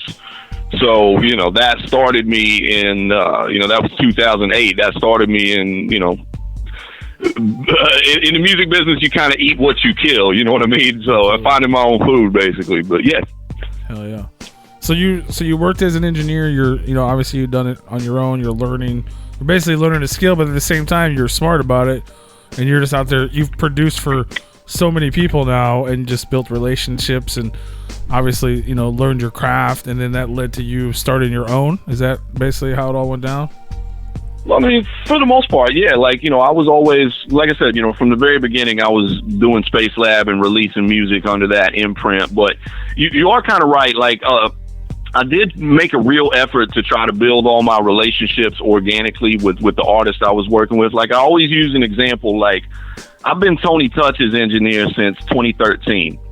And I probably worked with Tony for an entire year before I told him that I did music, that, like, you know, I've got records out. Yeah. And by that point, when you just done built a relationship of being cool and doing your job and making sure the music come out sounding hot, now it's nothing to get my records on the radio if they fit into whatever his format is, you know. And there's a lot of the artists that I've produced for and have done songs with, it's kind of happened that way, where, like, I just don't bum rush them when I meet. You know, I think about the long game, you know, and establish a relationship of being cool and doing good work, and then you'll find that people are more apt to want to collaborate with you. Oh, you know, absolutely. Well, absolutely. So, at that point, you're not only do they already know your work ethic, but you become, you know, friends and associates. Yeah, you get cool. Yeah, right. You're not just the kid running up on the street like, "Hey, man, I rap too.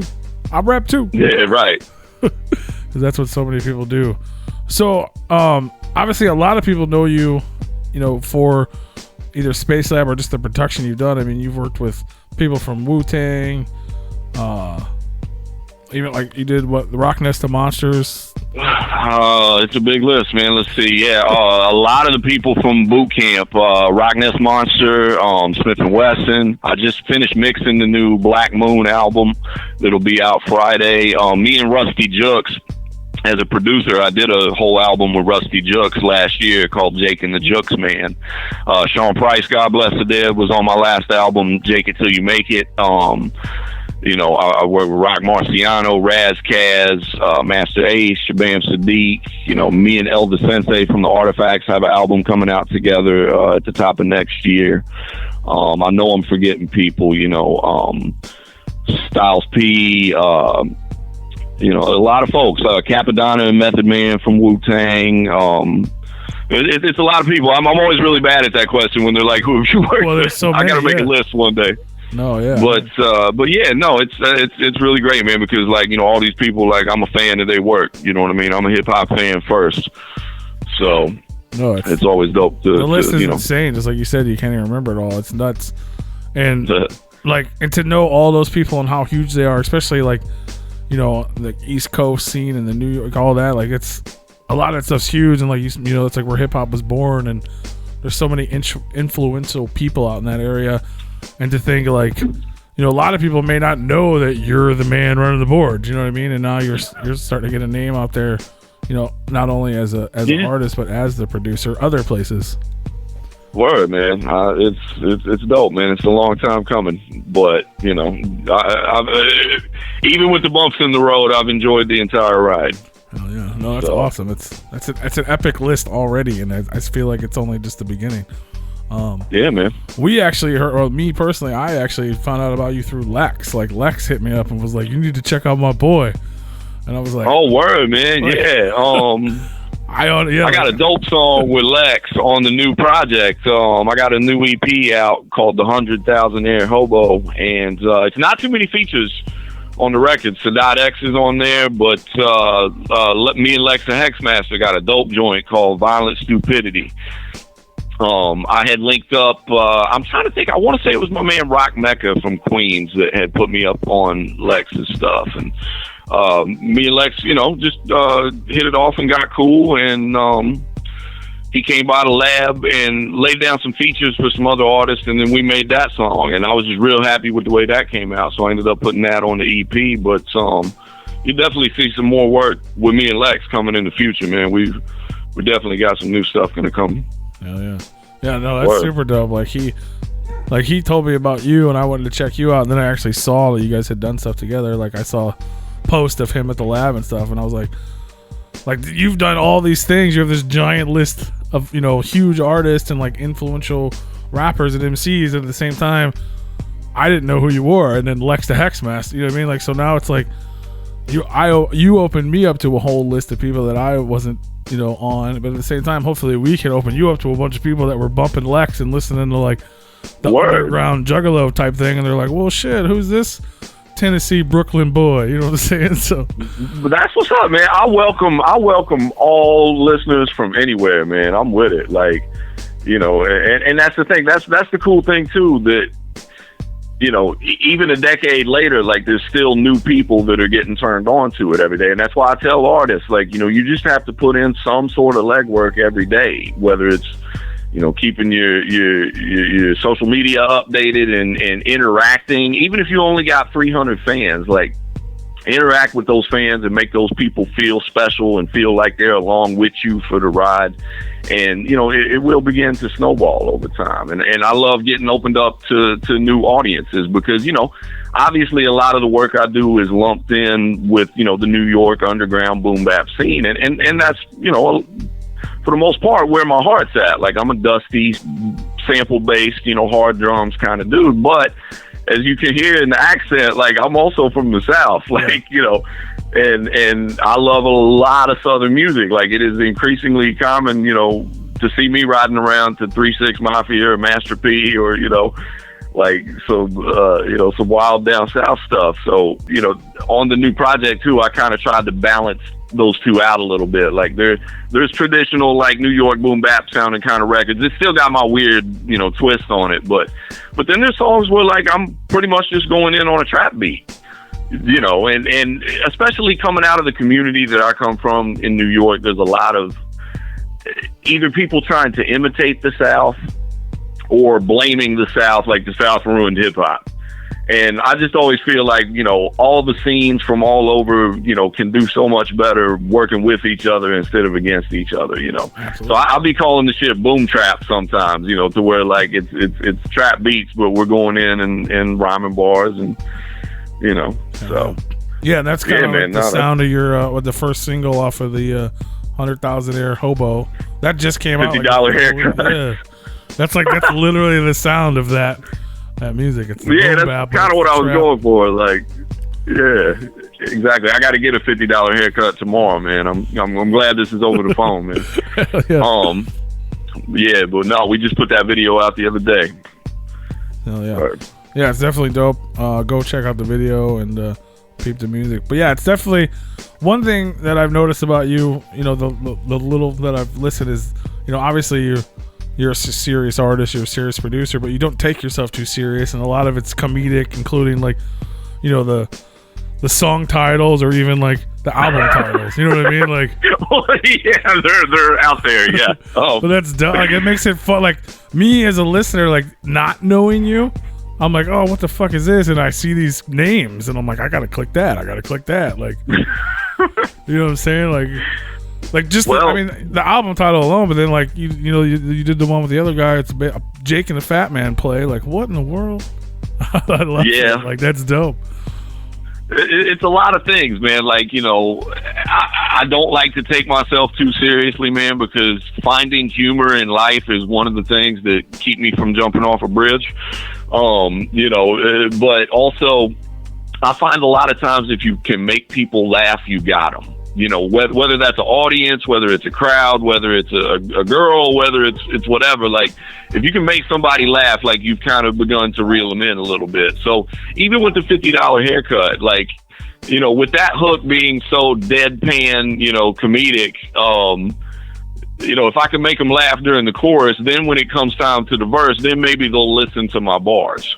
You know what I mean? So the humor has always definitely been there. And first and foremost, like, I always appreciate it when people love the music, and especially when people get it, like you just did when you were describing it back to me. But, you know, number one, I make music to amuse myself. You know what I mean? So it's like all those things I'm doing, I'm cracking up as I'm doing them. You know what I mean? So a lot of my music is inside jokes taken entirely too far.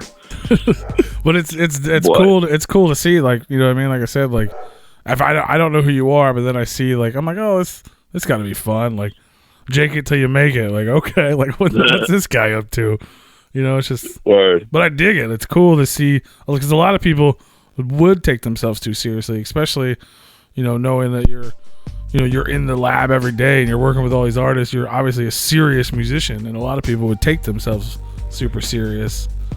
So it's cool. Yeah, but I find that people who develop an arrogant attitude don't tend to have longevity. Yeah. You know what I mean? And so, like, I'm always proud of myself, and I'm going to always be my biggest fan and number one cheerleader, but I try not to ever believe my own bullshit, if that makes sense. You know what I mean? Yeah, the minute you start thinking that, like, you're too cool to, you know, to talk with people and, you know, or, you know, take yourself, like, real seriously like that, I don't feel like people like that have too much longevity.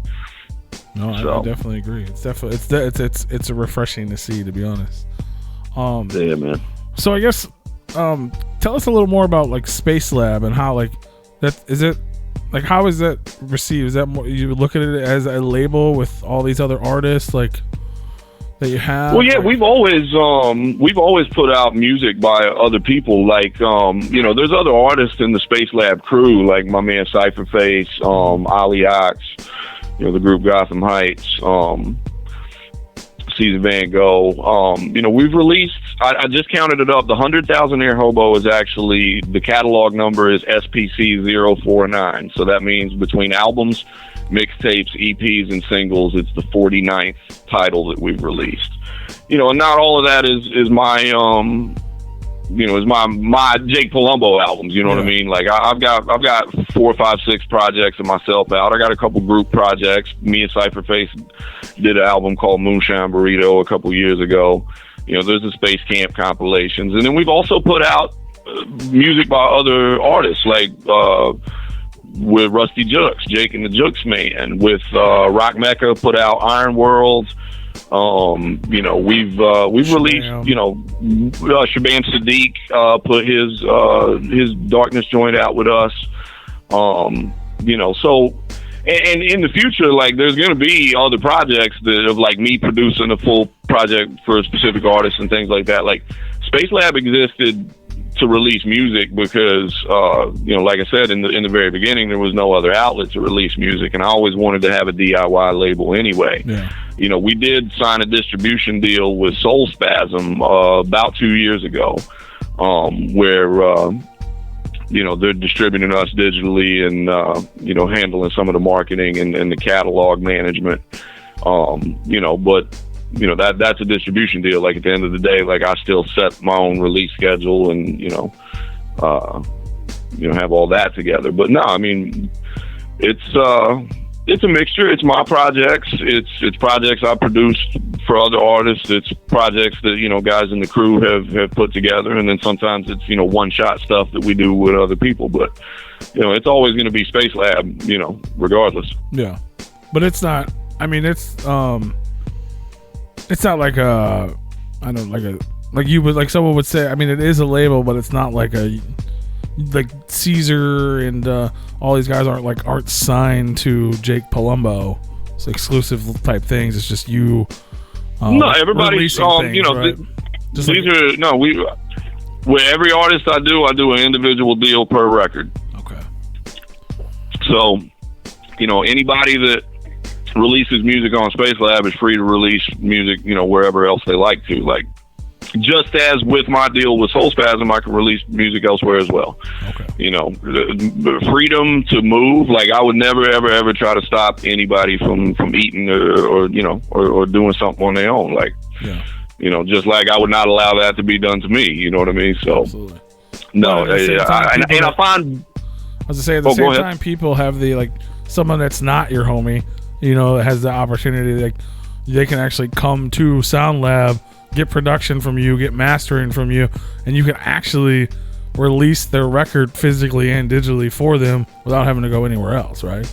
Well, yeah, right. I've always tried to be a one-stop shop, you know, and that's a good thing. That means that my overhead to make records is low. Like, it only really costs me my time and my sweat and my creativity.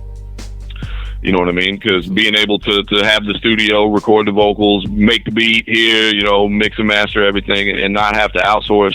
The only things that I really have to outsource are, you know, I usually have a different artist for each project, you know, depending on what it needs visually. You know, so I'm really just outsourcing my album cover art and, you know, my promo, like, you know, if I hire a publicist to do a campaign or something like that. That's awesome. And that's just how I like to work with people in general. Like, you know, let's not be bound to one another. Let's just all do business together. And as long as we do fair business, then there's nothing to complain about. You know what I mean? So, and if we have an endless circle of doing business together, that means a strong economy. So, but yeah, no, it's definitely. I try to be a one-stop shop. You know, where you can get a whole record in, start to finish, and even people that just come here for studio time and stuff like that. You know, I always welcome people. If people got questions about the music business or stuff like that, like I'm you know, the game's always free. You know, it's up to you to put it into practice, you know, but, you know, a lot of artists come out of here too, even if they just came for like a 3-hour recording session, they may leave like having learned something about, you know, how publishing works or how the social media algorithms work and why the Instagram post isn't getting seen, you know, and things like that. Absolutely. You know, so. Yeah, I was going to say, that's one of the things I've been seeing you like a lot of your posts and stuff is about like teaching people how to make money and like all the things that everybody's been messing up on, and copyrights and BMI and ASCAP, and like I see you've done a lot of things like trying to help artists and people figure out like what the hell's going on. Yeah, that's a crazy business. Well, I've kind of become a part-time educator in that respect, as crazy as that sounds. But yeah, like, you know, whether it's on my Instagram daily or whether I've got a web series called How to Be Rich When You're Not Famous, you know, where I kind of I go through a lot of this stuff because like everything I know about the music business, I learned by bumping my head. You know, I learned all this stuff by messing up at it and then realizing what I did wrong and applying a different technique to it.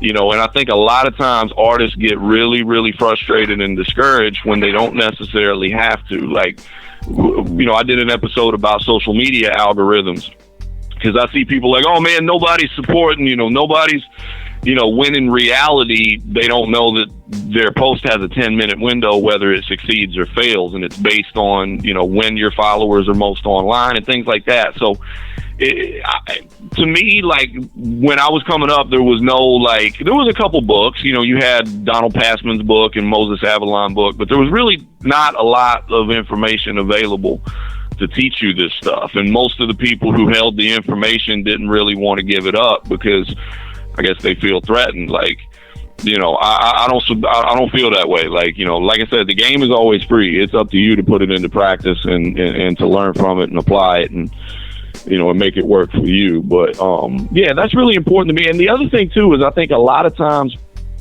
people don't really realize that like it is possible to either make a living or at least seriously supplement your income on a small fan base of, you know, 500 to 2,000 people if you know how to hook them in correctly. And, you know, you're able to flip them multiple items per year, whether it's a t-shirt or a show or things like that. And, my fan base, my fan base is not in the hundreds of thousands. It's in the tens of thousands. You know, but I feel like, you know, I'm able to sustain like a person with a larger fan base because of the fans that I do have, you know, are fairly dedicated. Like they're generally going to get a t-shirt or come to a show or stream my music when they're at the gym, you know, or whatever it is, you know. And so I always try to get that across to people that like, you don't have to be on a major label. You don't have to, you don't have to have industry cosigns. You don't have to have like all these things that they think are necessary. You just have to have a group of people that like you enough to want to ride with you, you know. So, and I always tell people instead of tripping about who's not listening, you know, be grateful for who is listening and grow those people. So, no, absolutely. Yeah, man. No, it's absolutely true. And it seems like that, especially with like the legalities and everything in the music industry and like publishing and all that, it's such a hard thing to figure out on your own. And people just it's incredibly confusing, yeah. And there's no like, it's hard to find. Like I'm not an artist, but I talk to artists at least once a week, if not more.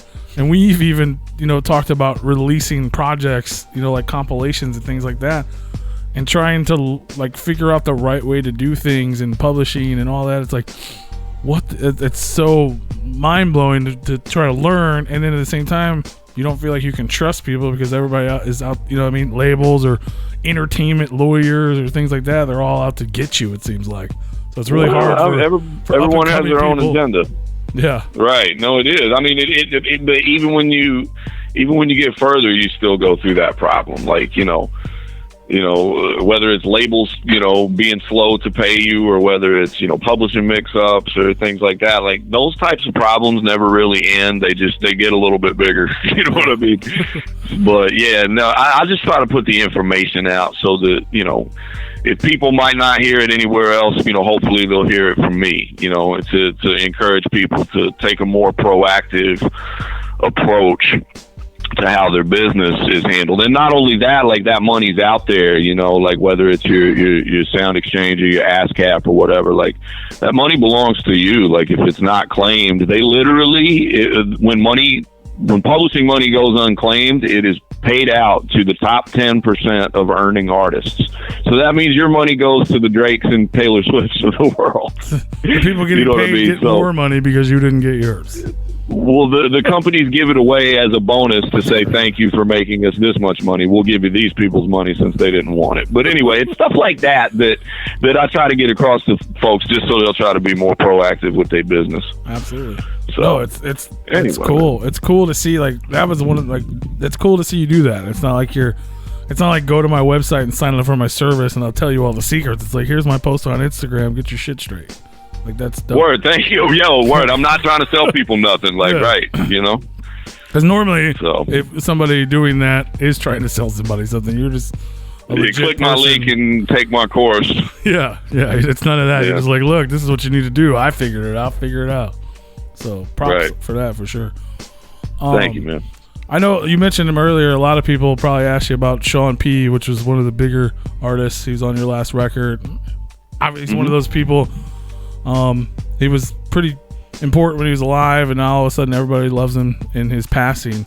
Of course. What was it like working with him? And, like, I'm sure you probably have to talk about it a lot now that he's gone, unfortunately. But obviously he was a legend even then. So no, Sean Price was my favorite rapper from, I'm going to say, about 2006, when the Jesus Price Superstar album came out. I was familiar with him before then, but when that album came out, I really did a double take, and he became my favorite rapper at that point. I met Sean P. for the first time in 2009 because the building that my studio was in for about 7 years in Manhattan was in the same building as my man Dan the Man studio, and a lot of the boot camp guys worked out of there.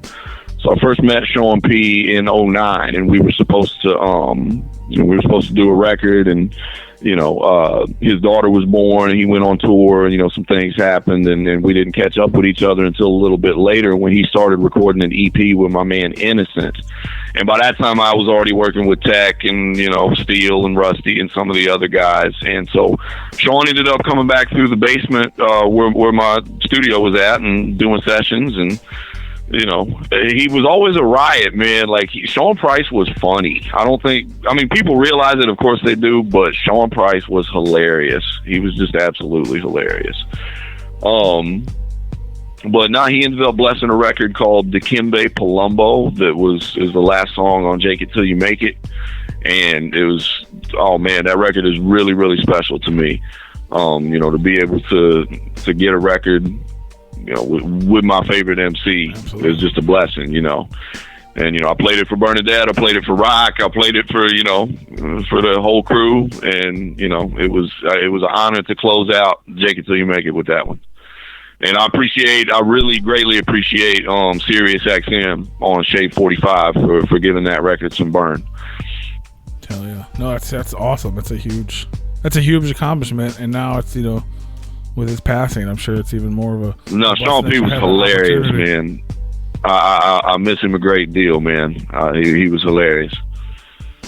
That's awesome. Shout out to Sean P., man. Rest in peace, for sure. So like we mentioned, you just released the 100,000 Air Hobo album. It's available everywhere. Do you do physical copies or anything? Is that still something you guys still do with Sound Lab? Yeah. My man is actually working on the sleeve layout for it at the moment. But yeah, we will be doing a bundle in a couple weeks where I'll have a CD and T-shirt and some other miscellaneous merch. I wanted to get it out digitally. I dropped it on my birthday actually. So digitally, I wanted that to coincide with my birthday.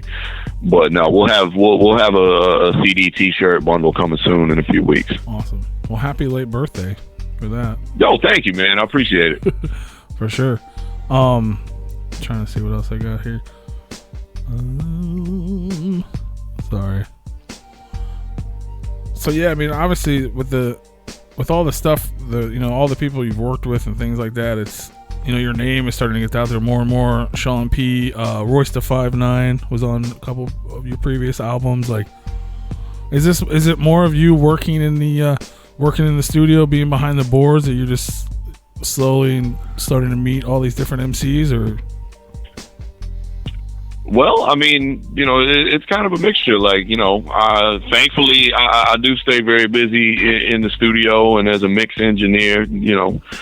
I'd rather be overwhelmed than unemployed. So I'll definitely, of course, we'll keep doing that. But as of late, I have kind of fell back a little bit and put a little bit more focus into, my music as an artist and having a little bit more time to be a producer, and pardon me, and to make beats. And, to cultivate a lot of that stuff, my web series, my YouTube channel. I've got a few other projects. I have an instrumental project that I'll be dropping in a few months as well. Like I said, I have an album with El Da Sensei. Pardon me. So you've been working on that for a couple years now, haven't you? I have actually. What it was like both me and El were working on so many different things at one time. Like he had the XL project with him and Sadat X. He's got an album with Tony Galvin out of Miami. And, with me, I was doing Jake and the Jukes Man, a bunch of other stuff. So, we only got time to meet up and work on it, every couple weeks and whatnot. But it is done. It's being mixed right now. So we're going to drop that at the top of the year. I'm already working on my next full-length solo, but I'm still kind of, picking beats and cultivating ideas for that. Like I said, I mixed the Black Moon album. It'll be out Friday. If you like Black Moon, it's classic Black Moon. But I'm gonna always be in the mix somewhere, whether it's on the mic or whether it's behind the boards or whether it's on the beat. Everything that's going on, I'm gonna keep you all informed about it. But no, it's definitely got a lot of music coming. Hell yeah, it's just steady working. Yeah, man. So with the release of a new record by you, obviously you said you're working on a couple other projects, but obviously you're busy in the studio constantly, engineering. Can we expect to see like you a on lot the road of times I do actually. I've had a few spot shows lately, just one-offs in different towns, and I've got a few more spot shows booked for the fall and winter. I haven't been on like a tour since fall of 2017, but I am talking to try and make a few things happen on that end. I do love being on the road. As long as I like being on the road for 2 to 3 weeks at a time. Any longer than that, I'm kind of ready to get back home. But just the demands of the studio the last couple years have and moving the studio from Manhattan to Brooklyn, that just kind of took up a lot of my time, to where I still had shows, but there were more spot shows in different places. But no, I'll definitely be getting back out on the road soon, if at the very latest, by the spring. But no, performing live is one of my favorite. It's the biggest euphoria, I guess. Like, performing in front of a crowd is probably the charge of that euphoria is like the highest charge. Making beats is the least pressure, because like I don't feel, when I'm making beats, I just sit down and do whatever I feel like at the moment. When I'm writing verses, I go back and edit myself, and I tell myself this is garbage, and I decide to say it this way, and I delete a word, and I do all that. So there's like levels to it. Like the making the beats part is the fun part. Laying the verses in the studio is like the work, and then getting to perform that live is the payoff. Yeah, if that makes sense. You know what I'm saying? Absolutely, yeah. Yeah, you need more payoff. That's why I'm asking. Oh, definitely, man. Yeah, I definitely got to get out of the studio more and get back on the road. But no, you'll see me back out soon. You did, I guess, I don't know when it was, you did, which I thought was really funny. I just wanted to mention, you guys did the 4 rappers in a Honda Accord tour. 4 deep in a Honda, yeah. That it's funny. That just came up in my Facebook memories a couple days ago of the day that the Honda got impounded on the 4 deep in a Honda tour. It was like the anniversary of that. But no, that was a tour we did a couple years ago. It was myself, Caesar Van Gogh, Ali Oxen, and Cypher Face. And we toured from New York to Los Angeles. It was about a 3-week tour. A whole bunch of shows down the East Coast and in the South and in the Southwest. We finished in Los Angeles, but it was 4 rappers crammed in a 1998 Honda Accord. That's awesome. That's terrible, but it's so awesome. we thugged it out in the desert heat and all kinds of stuff in that Honda until we got to California. That's awesome, man. So, yeah, man. Thanks, bro. That's a funny moment in Space Lab history. Hell yeah. Yeah, I mean, that's how a lot of people start out. They just try to pretend that it's not that. So I think it's endearing. Well, I like to show people the reality. Yeah. Right, like that's what I'm saying. To me, that's so much more relatable to people. Like, I know more rappers. I personally know more rappers that tour in Hondas than tour in vans and buses. I believe. Maybe not a Honda, but you catch my drift. Yeah. You know what I mean? So it's like by being able to joke with yourself about that, like I think that's relatable to people. Like, for sure, 100%. It's just like going back to what you were saying about not taking yourself too seriously. Yeah, no, for sure. And it's like I said, it's people notice things like that. That was a few years ago, but I was like, oh, that's fucking hilarious that people do that, but they don't call it that. They'd call it the fucking Lifestyles of the Rich and Famous tour, and they'd fucking hide their Honda Accord. You know what I mean? Like, that's exactly what they do. But no, that's what's up. Let me see. Word. So the new record's out now. I guess you're on social media everywhere, just Jake Palumbo, right? There's no... Yep. At Jake Palumbo. I'm on Instagram, Facebook, Twitter. You can go to jakepalumbo.com. Yeah, I'm everywhere on social media. The 100,000 Hobo is available literally everywhere. iTunes, Apple Music, Spotify, Bandcamp, Tidal, Amazon, Google Play, anywhere you can get music. It's 9 songs, self-produced, guest appearances from Sadat X, Lex the Hexmaster, and Ali Oxen, Caesar Van Gogh. And yeah, stay tuned. Like I said, I try to keep people educated and entertained on the daily. Oh yeah, that's what's up. So if there's any like up and coming artists or people that like enjoy your beats, do you sell beats like that, or you just book studio I sure do. time? Yeah, I absolutely do. So if you need beats, I'm on BeatStars. You can go to jakepalumbo.beatstars.com. And there's a bunch of tracks up there. There's probably 150 or more joints up there that joints I made and just couldn't fit them on a project or something like that. So it's a variety of tracks up there. They all for a reasonable price. You can buy them, you can lease them.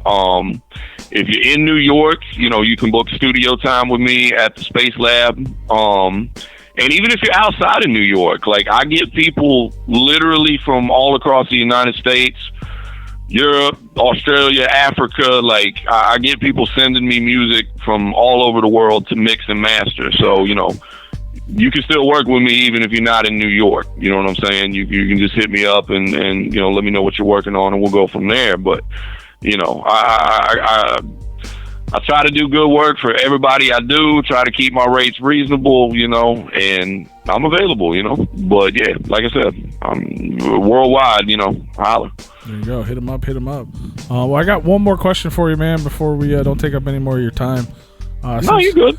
we ask all of our guests the same thing, just because we're unoriginal and we like to do that shit. But no, if you have 3 records that just either like inspired you as a person or as an artist, whether it be as a producer, an MC, or just, you know, 3 records that just touched you, or, you know what I mean, you have to hear when you're feeling this way or that way or whatever it may be. 3 records that you just could not live without. What would they be? Oh, like if I was stuck on an island, you mean? Yeah, something like that. Or wow. You know, maybe not even, it doesn't have to be like that. You know what I mean? If there's, like, we've had people that were, you know, they had like this one song that they're, you know, reminds them of their lost mother or lost love or something. You know what I mean? Like, I don't know if you'd want to be stuck on an island with that song, but that would be probably. Oh, no. Okay, well, that's what I was going to say, because if I was stuck on an island, there's records I might take as opposed to records that where I kind of can move me. As far as like records that really moved me, I would definitely have to say number 1, Wu-Tang Forever. My mom and dad got me that for my birthday when that dropped. And like I was already into hip hop to the degree I was able to for a kid in Tennessee who didn't have cable. Yeah. You know what I mean? Like, but when Wu-Tang Forever came out, like that just absolutely floored me, and I was so blown away by just everything to do with that record, the presentation, the music, the message, it literally cemented like my need to be in hip hop. So Wu-Tang Forever, number 1, got to give credit to that.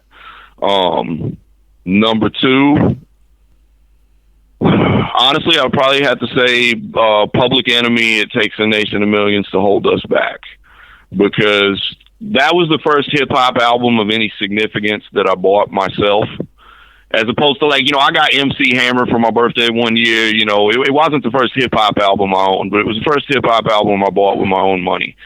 And I used to mow my grandma's yard, and I would take that money and go to the store and, you know, go buy tapes or CDs. I eventually became CDs. And I saw that record in the rack. And, you know, that record came out in 88. Like, I mean, we're well into the 90s at this point.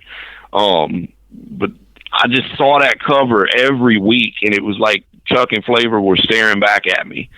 And, you know, after like the 4th week, I was like, you know what, I'm going to take a chance on it. And I took it home, and that record just absolutely floored me. When I met Hank Shockley a couple years ago at the AES convention, I told him that I played that tape so many times that like the actual cassette tape snapped.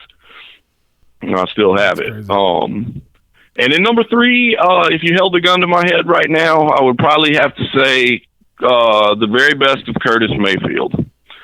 Curtis Mayfield is one of my favorite artists of all time. I think he is just a brilliant, beautiful songwriter and just a genius that unfortunately I wish he was still here.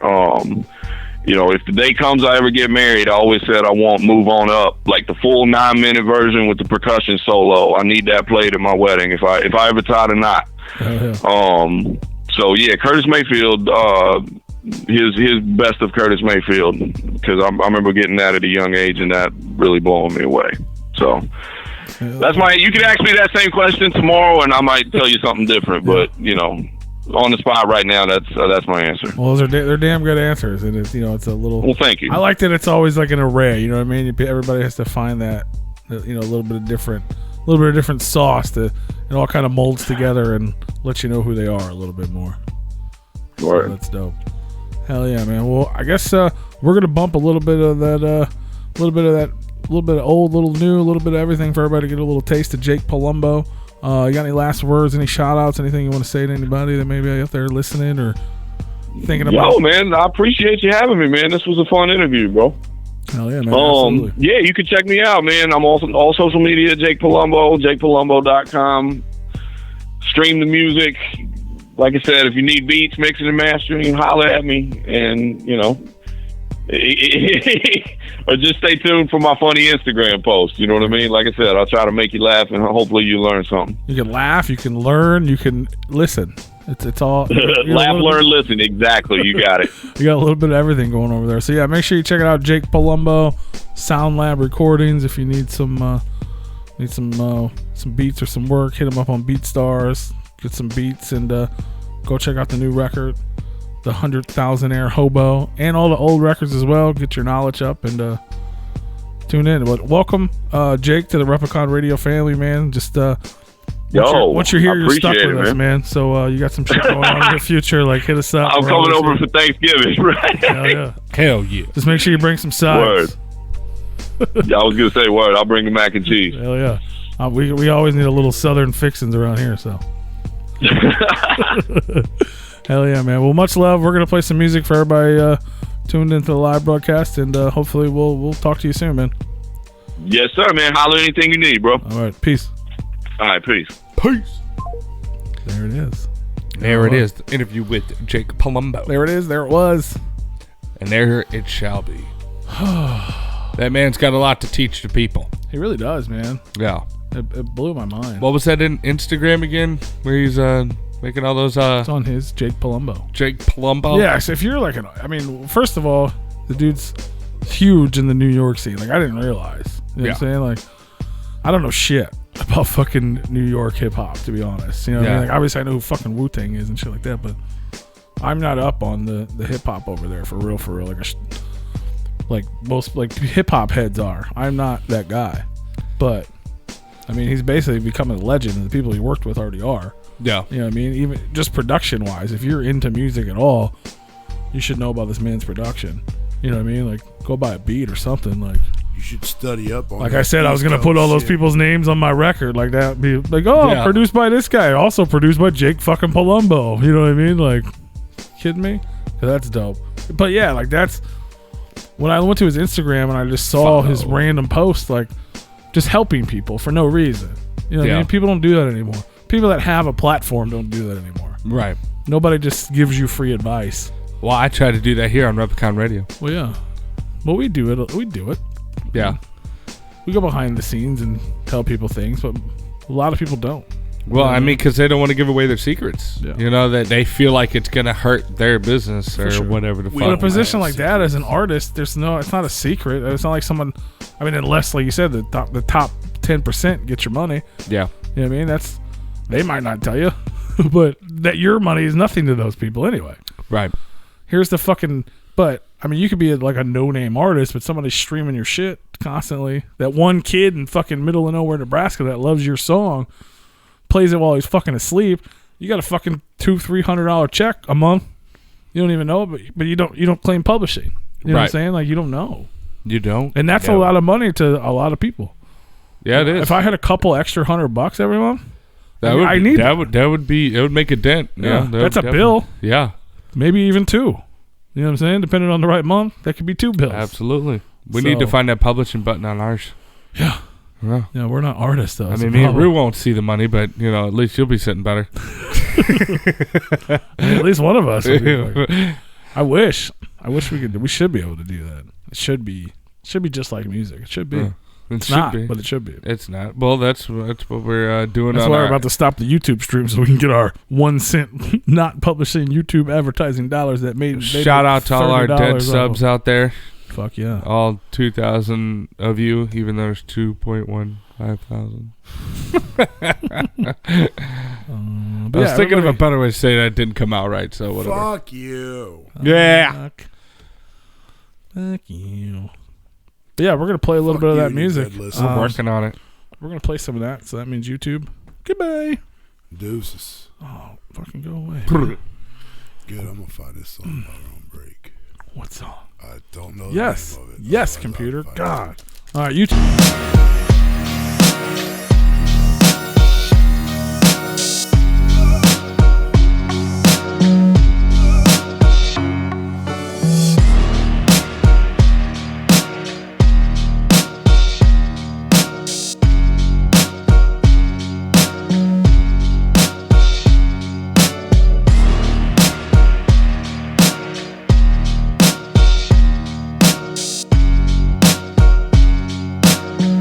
Look, all I'm saying is that bitch can drag me by a car any day.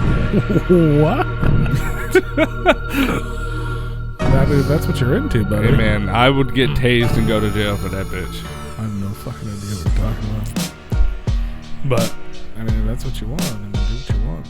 You're an adult. Do it. You're an adult that just had an engagement party, so go get dragged by a bitch. Dragged by a bitch. Nah. That's going to be our next movie review. Dead Body This is Man Replicon Reviews, Dragged by a Bitch. Dragged by a Bitch. Part 2. Oh God, I hope not. That sounds like it hurt. Like I've like skidded my knee on the asphalt like about 2 inches before, and it hurt like a bitch. I can't imagine being struck by a car Twice. Well, the Cards are fucking done. Oh, they lost. They're out. Well, it's 7-0 right now, but they still got another loss to go after this one. But they're done. They ain't gonna come back from a. Didn't they just win something Being like down 11 to 3-0. fucking 1 or some shit?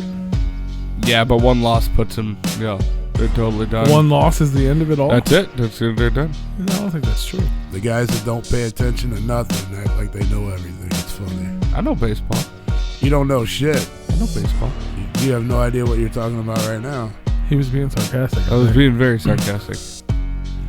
No, that was against Atlanta, who they beat out, but now they're playing Washington, which they haven't won a game yet, and this is the third game of the series, so they're going to go down 3-0 right now.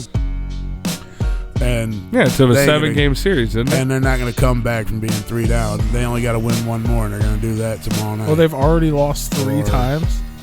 Or they're going to do, Which is crazy because I Tonight's the feel third like we loss. just started that series. Did they play 3 days in a row?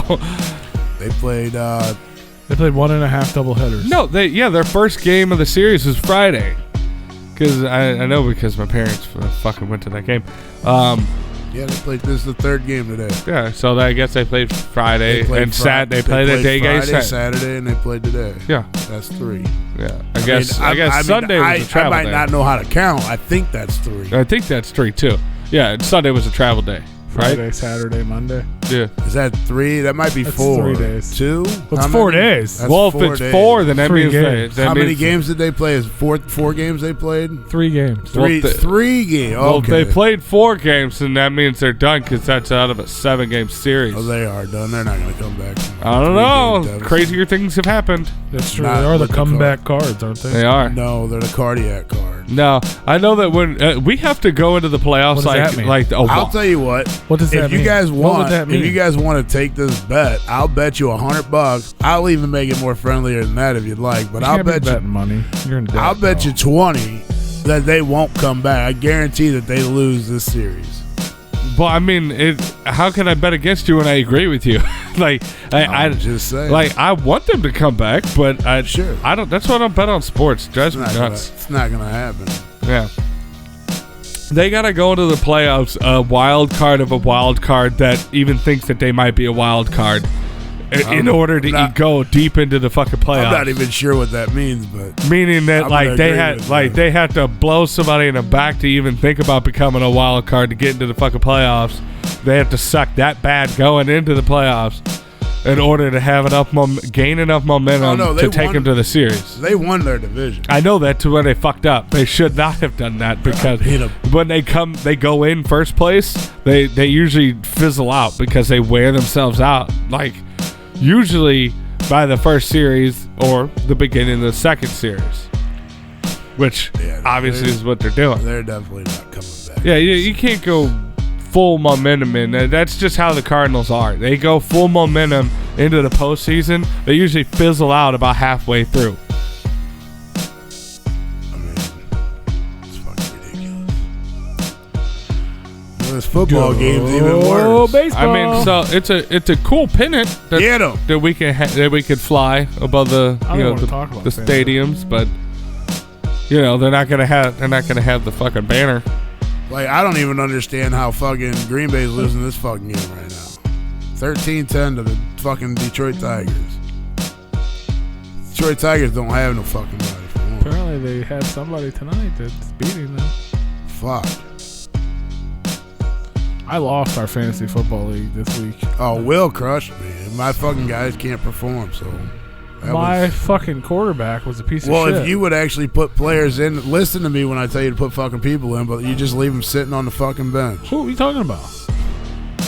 We gotta go The through guy this you again? told me to take out, Mayfield?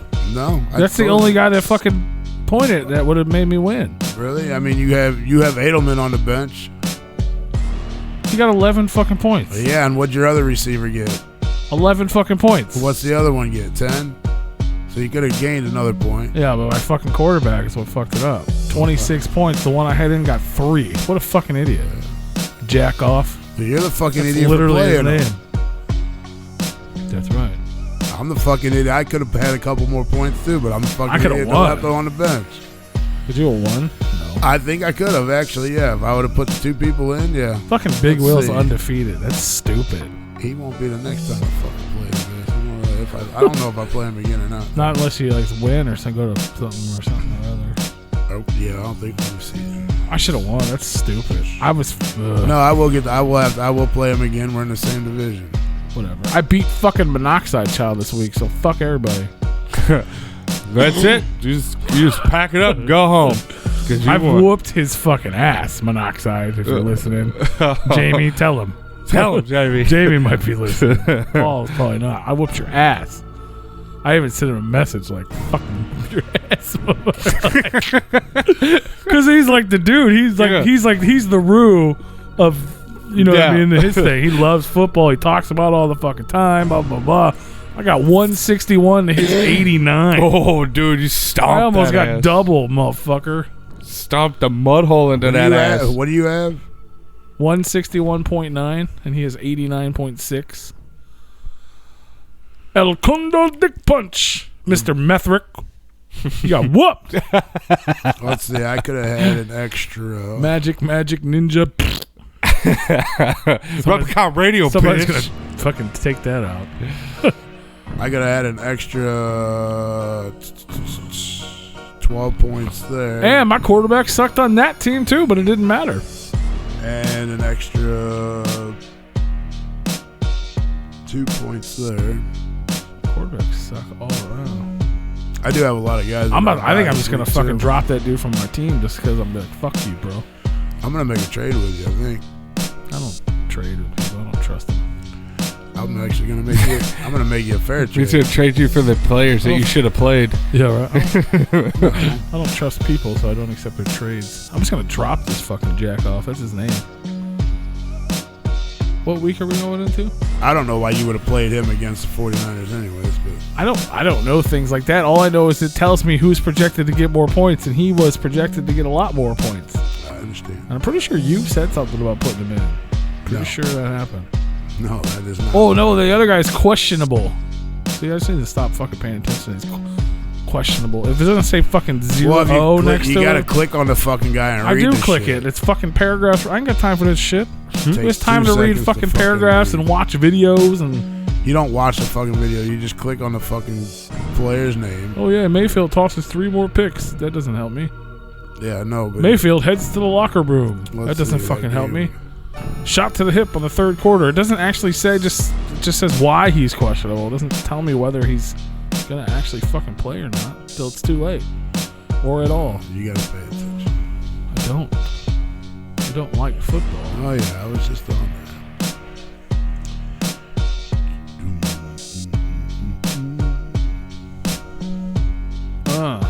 Since you don't like him, I'll trade you Edelman for. Go back to my team. I'm talking about Jackoff. Who said anything about Edelman? I'll trade you Edelman for Ridley. I don't even know what that means. Calvin Isn't that Ridley. your They're fucking both dog? wide receivers. Did you just say your dog's name? No, I didn't. I don't want to trade anybody. Unless you want Jackoff. This dude's got 58 fantasy points, which is Foosball, Bobby Boucher. Foosball.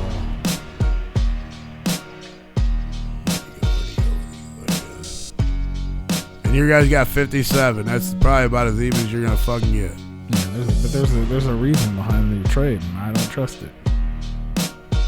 Mister that knows everything about The reason fucking is I'm fantasy giving you a football. guy that you could actually play and earn points for, and versus a guy you just leave on the fucking bench and never play. He's on. I'm pretty sure you told me to take him off. The only No, reason I fucking switched no. anybody is because either they had a bye week or No. you told me to do it. No, I would have never told you to take Edelman off the field and bench him. You may- There's no reason for that. That's just totally uncalled for. I would be benching the fuck out of Evans, to be honest with you. I mean, even though he has more points, what the fuck did I just do? I'm making a try. I did not want to do that. Trading somebody else something or other. But you, I was getting ready to trade with you. Apparently, I clicked the wrong fucking thing.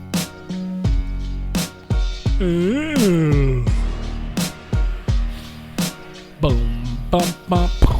I might actually go get a quarterback just to trade you for golf. I'd like $1.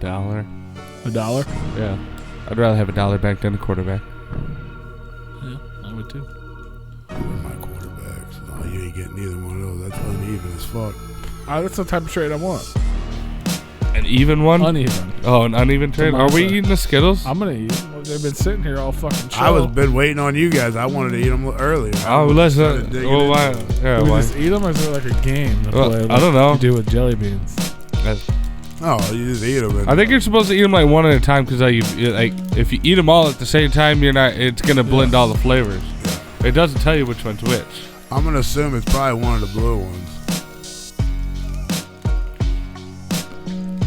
Well, you have a choice between chilling black cherry, boogeyman blackberry, petrifying citrus punch, That was a blackberry. mummified That's what I melon, blood red berry. They're rotten zombie. There's so many in here to eat one at a time. I know. Hey, go do this for me real quick, will you? Oh. I think that's the bad one. You think? Yeah. Was Must it not be blue? that bad. This is purple. Blue's supposed to be the bad one. It's not as bad as you would think, but One of them it's blues. not great. Oh god. It could just be bad. It's like a funk. What's like a funky one? We want the funk. Oh, that's bad funk though. Gotta have that funk. No. But I can eat. I can eat the whole thing. Yeah, it's not like one of them like really bad jelly beans. Like No, you gotta spit it out. yeah, Do me a favor. Like that one's not Drop good. him and go pick him up. like that. Huh? Drop him and go pick him up? Yeah, go pick this guy up. Who's that? Yeah, that's not. That You wasn't make me good. do this shit, and then But you yell at good me a thing. week later for like something else. But the cool thing now is now I know that they're all good. I got mine out of the way. The second one. I don't know what you asking me to do. All right, then I'm gonna tell Dan to do it. Wow, that green one is so good. I don't know. What I don't know. It's because I just ate a fart skittle, but whatever. Green one's watermelon. Oh, I'm good as hell. Watermelon. I don't know if, like I said, I don't know if it's just coming. Or melon, but it's good. I don't know if it's that way because I Melon. just came off a fart one. But damn, it's good. I mean, another one. Oh yeah, Dana definitely needs. I'm afraid to eat the other purple ones now. What if they gave me more than one? I'm eating all purple one. What? I'm eating all purple one. Yeah. I'm daring a blue one. My bad one was a purple one. Oh. Is that bad? Yeah, it tasted like funky fart. It's not good. That's not good. And it comes in waves. Huh. It's bearable, but it's like, oh. Don't breathe in while you're chewing it. Ah. Yeah, it wasn't very good. But it almost tasted like it should have been good. It was almost like it tastes like a mistake Skittle. More than a, this is purposely bad. It's like gross, but then there's like a fruit. You know what I mean? God damn, that purple one's good. There was like a fruit one. There's like a fruity gross. It was like, oh, that's really bad. And I was like, wait, there's a little bit of fruit. Nope. Still Nope. bad. Nope. Fruit again. Nope. Bad. Mine was just kind of pungent. Like pungent. Ugh. Whatever the fuck the word is. Now it kind of tastes like some sort of weird fucking meat. Like a rotten meat fart. Like a rotten meat fart is what It's mine supposed tastes to like. taste like a zombie. Well, Maybe that's rotten. I don't know what rotten zombie meat, tastes isn't it? like, but those purple ones are good. Yeah, a couple one of them. Fuck. Bruce says the blue ones are bad. I'm waiting for Rue to If get I get his. another bad one, I'll be pissed. That's what I'm afraid. Like I'm afraid I'm gonna get another bad one because these are so good. They are really good. Like the ones that aren't They're bad. better than normal Skittles. I know, Yeah, they right? are. What the fuck? that's kind of what they were talking about too. And they're probably gonna come out and make these permanent flavors. They as well. should. They just decided to little fun packs to come out with fucking kick-ass I Skittles. think I got another bad one. I got a purple bad one and a blue bad one. I know the blue ones. Like they said, the blue is supposed. One of the blues is supposed to be bad. No, You said I God. only had one bad one. I got two bad ones. That's bad. I haven't had one yet. His eyebrows are way more defined on that one. That's a bad one. That's bad. Maybe you only got one and you thought the first one. No, it was bad too. Maybe it rubbed up against the bad one. A lot. A lot. A lot. Leave this one now. Get out of my mouth. Like, I don't even know what flavor I just had, but it wasn't nasty. That's way better. I had one bad blue and one good blue. I don't know what good blue is, but it's better than bad blue. That's all right. It's like the one you said was really good after you had the shit one. That one was really fucking good because it erased the shit out of my mouth. I was like, damn, that was really good. If I get another bad one, I'm fucking writing a letter or something. I'm drafting an email. Right? Like, I haven't had a bad one yet. Because you put it in mine, motherfucker. Really? You opened it. You opened it first and resealed it or some shit. You tested them out. Right. You licked it. I have 5 left and I haven't had a bad one yet. Well, hopefully they're all bad. I'm excited to try this red one. Red's my favorite color of the regular Skittles, so let's see how this goes. I have 2 oranges. I'm gonna eat them both at the same time. Because if one of them's bad, maybe it'll help.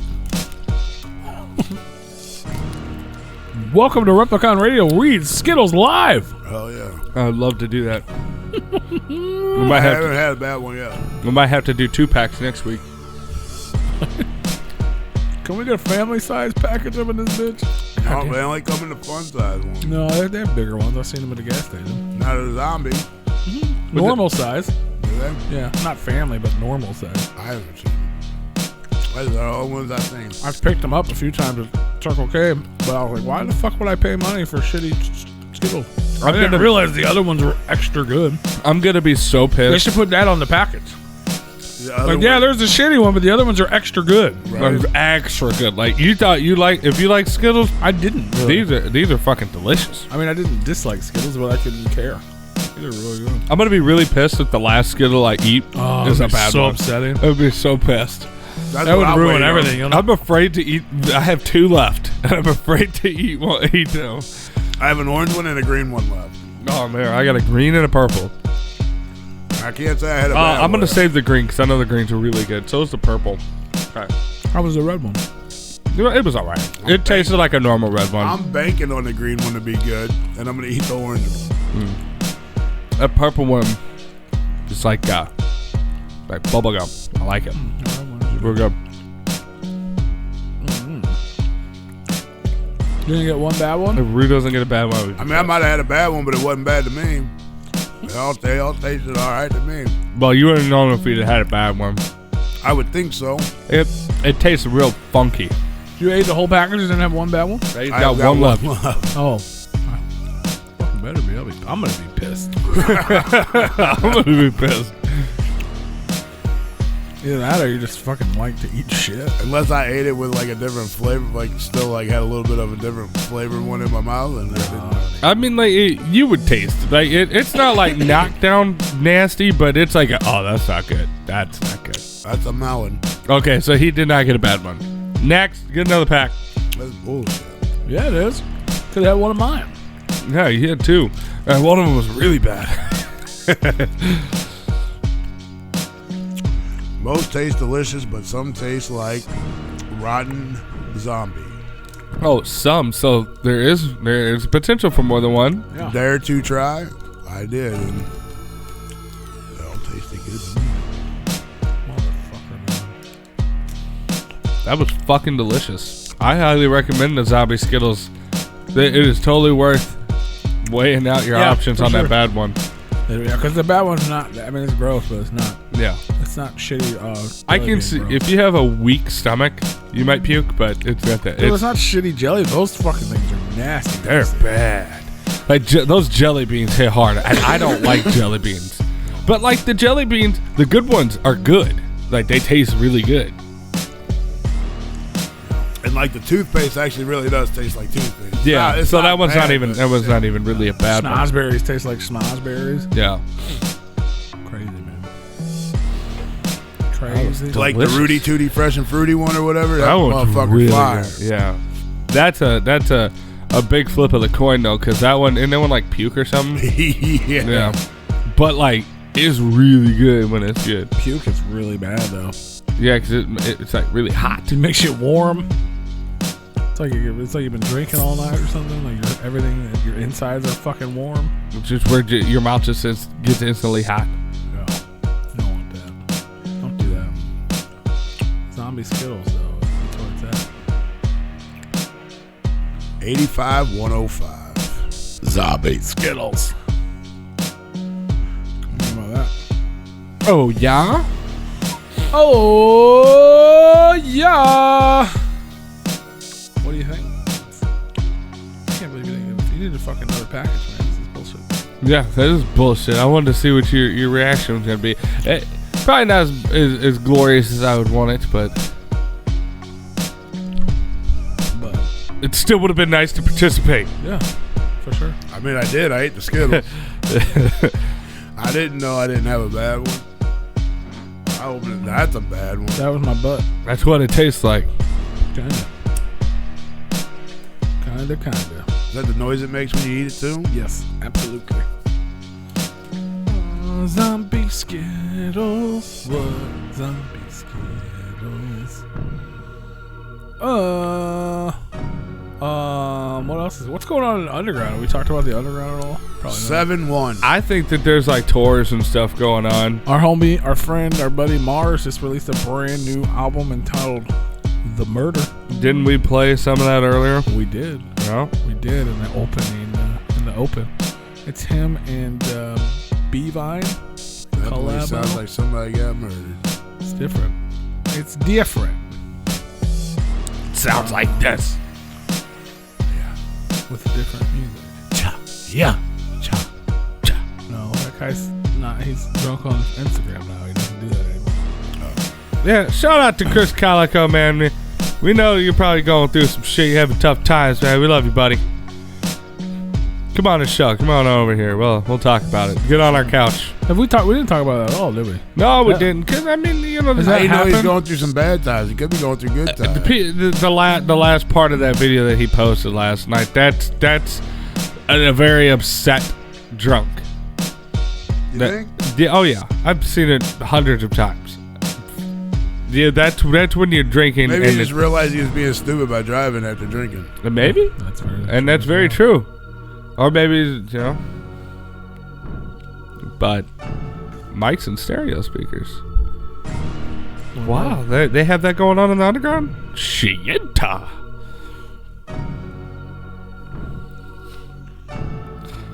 But yeah, I believe there's like music and stuff going There's on. music and stuff, yeah. But yeah, that happened. Chris Calico is no longer on stream. Did we talk about it last week? Or We it happen did. last We week? we touched base on it. Oh, It it was- just happened. We didn't have Travis's statement. yeah. Have you? Did you see Who's Travis? Travis O'Gwen? Who's that? The CEO, Strange Music. or the CFO, or the CEO, CEO. of Strange. CEO of Strange. Yeah. No, I didn't see that. Yeah, He made a pretty big post. pretty big post about it. Talking shit? No, I'll beat it. in a roundabout way. Here's my take on it. Well, he did say what I said, that Chris has not been a part of Strange Music in many years. Yeah. Which, makes And sense. His last album as a Strange Music artist, his last contractual album was Go, which came out April 2016. So it's just like when Ritz left, he announced that it was going to happen after he finished his obligations to that record. Right. So they put out the record, he worked it, he did the tours, he did all that, and then he moved on. Well, that happened with Chris Calico in 2016. They just didn't tell anybody. Okay. Yeah. But basically, it was like he said, you know, I've brought it up a few times. Like, what are we gonna do? What are we gonna do? He's just been like a fucking, I don't know. Like, He's Tech Nine's puppet.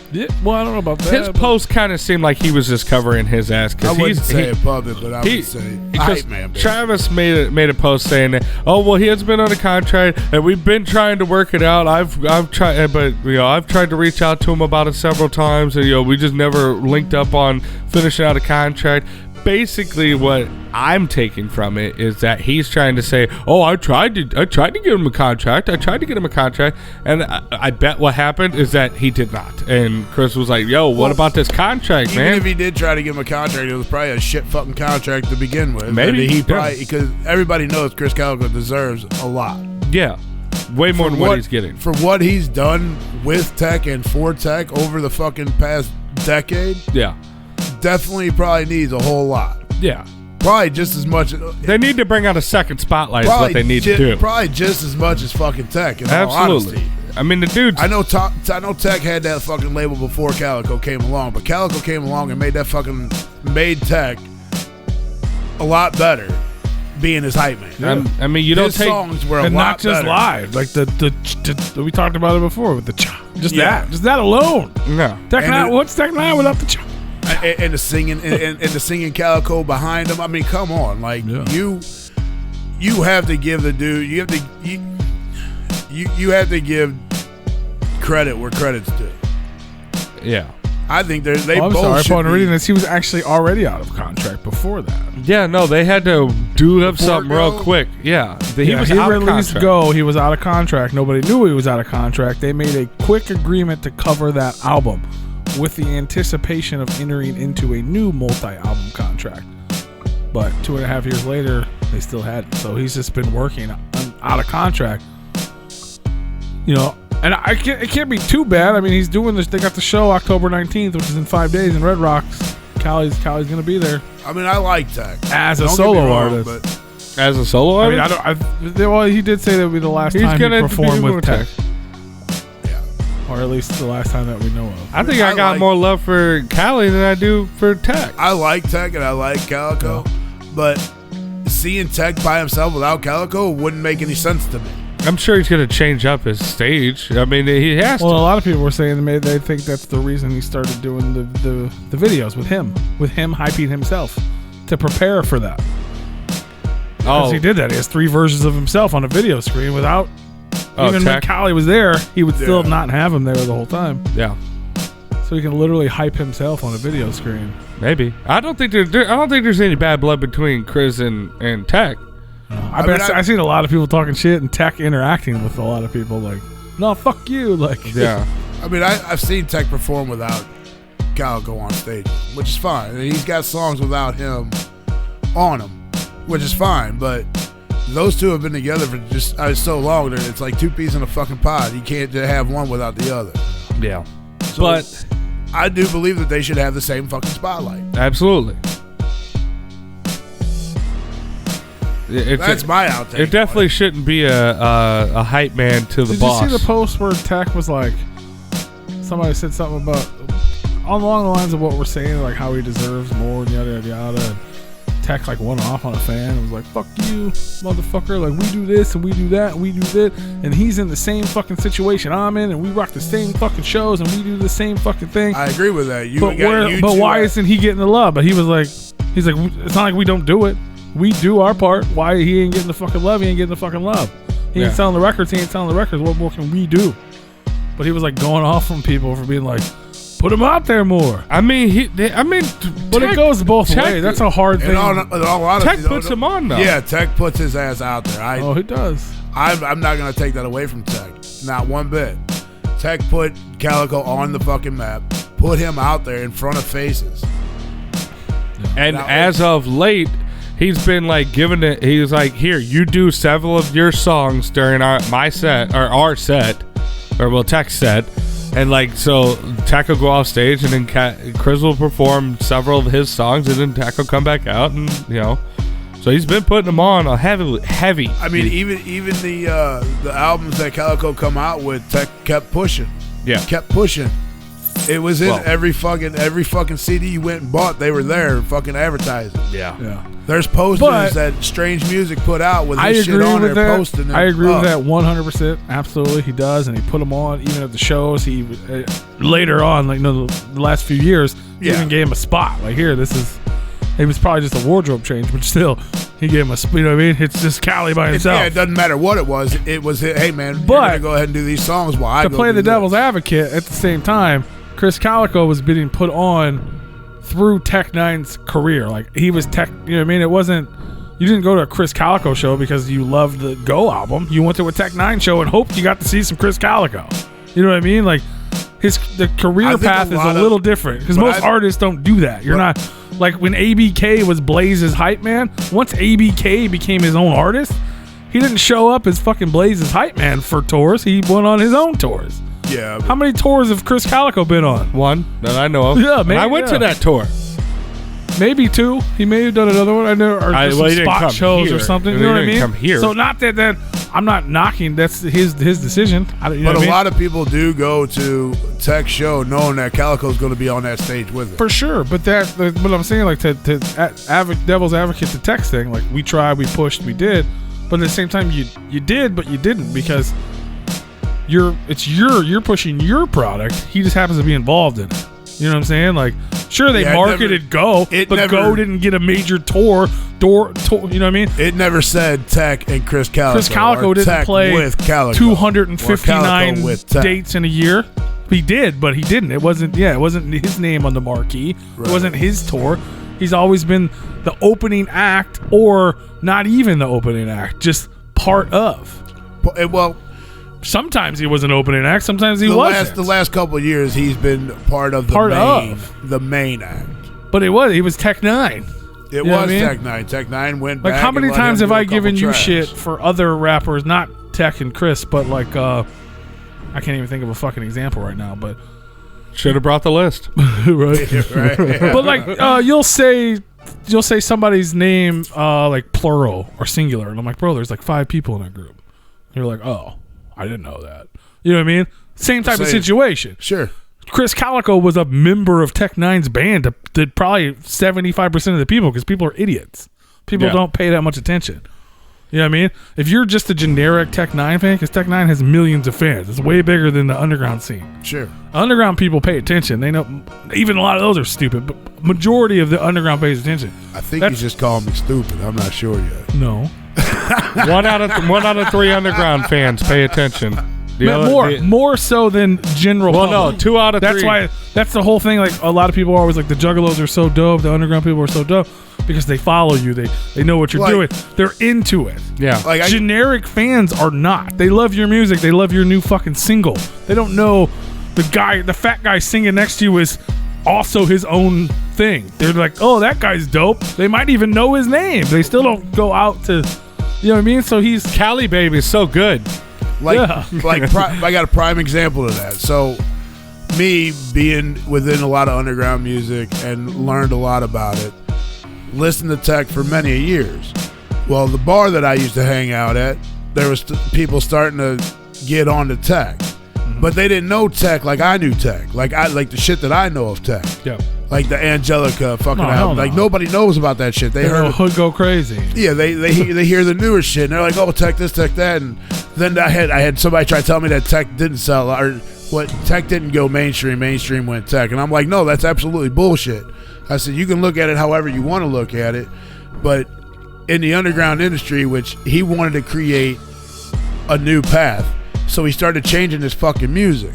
Nobody understands that, though, because they didn't listen to the fucking Angelica like we did. Mm-hmm. So the music changed and got more people involved. Tech never said the N-word for the longest time in fucking albums. Now he's putting a lot of emphasis on it. Now it's everywhere in the fucking album. So, like, he'll pause the beat just to say it, like, real hard. It's like, bro. That's what it seems like. As a white man, that makes me uncomfortable. Can't sing along to that. That's so funny. I would just go to Instagram and fucking Travis just posted that. And now people are fucking... It's like a Mickey Mouse middle finger. Yeah. People are hating on him. He's fucking replying to people. So I tell these people, I'm like, if you think I'm wrong, go back and listen to all the older shit. Yeah. You can't even stomach the older shit because it's not for you. Oh, man. You don't even know what the old shit is. Yeah, Absolute Power is another prime example. That album fucking killed it. The entire album is talking shit to the industry. And they can't stomach it because it's not their type of music. That's when he was all about the devil shit, which is fine, whatever. But all they hear is Hood Go Crazy, or what was some of the songs, some of the tracks straight off out the gate. Some of the tracks off of 6s and 7s.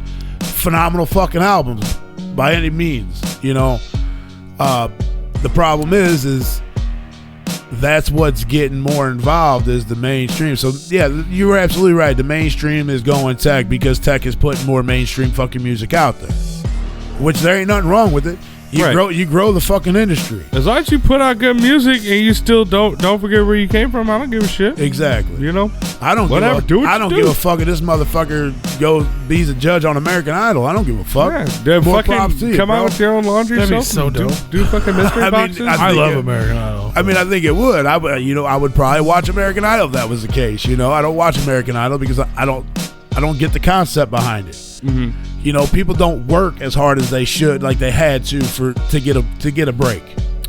All you got to do is just put a song out on fucking YouTube. People hear it. All you got to do is go audition. Well, that's what for, the Old Town Road dude did. Yeah, He made a TikTok and he got famous. yeah. All you got to do is go try out for a fucking singing fucking program on TV and try to win a fucking contract. Shout out to William Hung. Which is Shebang, which is shebang. fine if that's what it takes nowadays. Fine, fuck it, whatever. Yeah. But these I wish motherfuckers, they had a radio show Idol so we could go on there. right? Because we put videos on YouTube and people do not find them. No. But these motherfuckers. Well, we need to talk to Palumbo. I'm sorry, I can't fucking speak. Jake, we need to talk to him about the algorithms. For But sure. these motherfuckers now they don't know what it takes to fucking record a fucking tape at home on a piece of shit fucking radio box and go fucking try slanging it out on the streets. Nope. Or try to go fucking put out a CD and go sling it out on the streets and try to make your way famous. They're not flyer in parking lots. No, I mean that's Flyer the on thing. Facebook. They don't have to anymore. All Yeah, they do is exactly. they put a fucking track on YouTube and they fucking just flood the social medias with it, and people listen to it and be like, "Oh fuck!" No.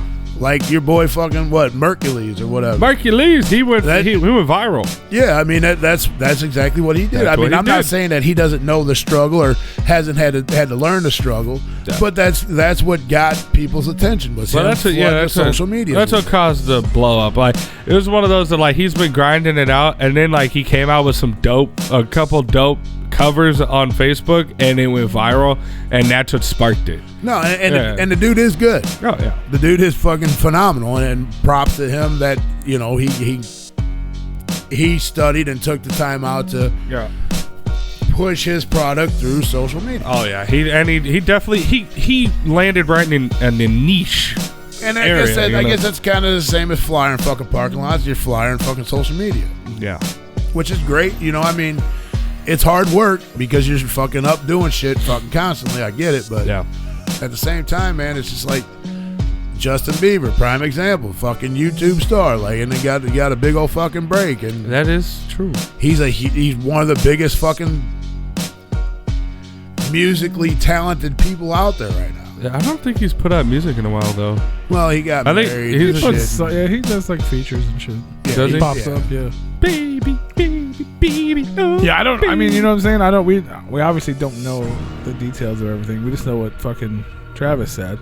But since then, like everybody's been talking mad shit about Travis. Well, I mean, weren't they talking shit about it before?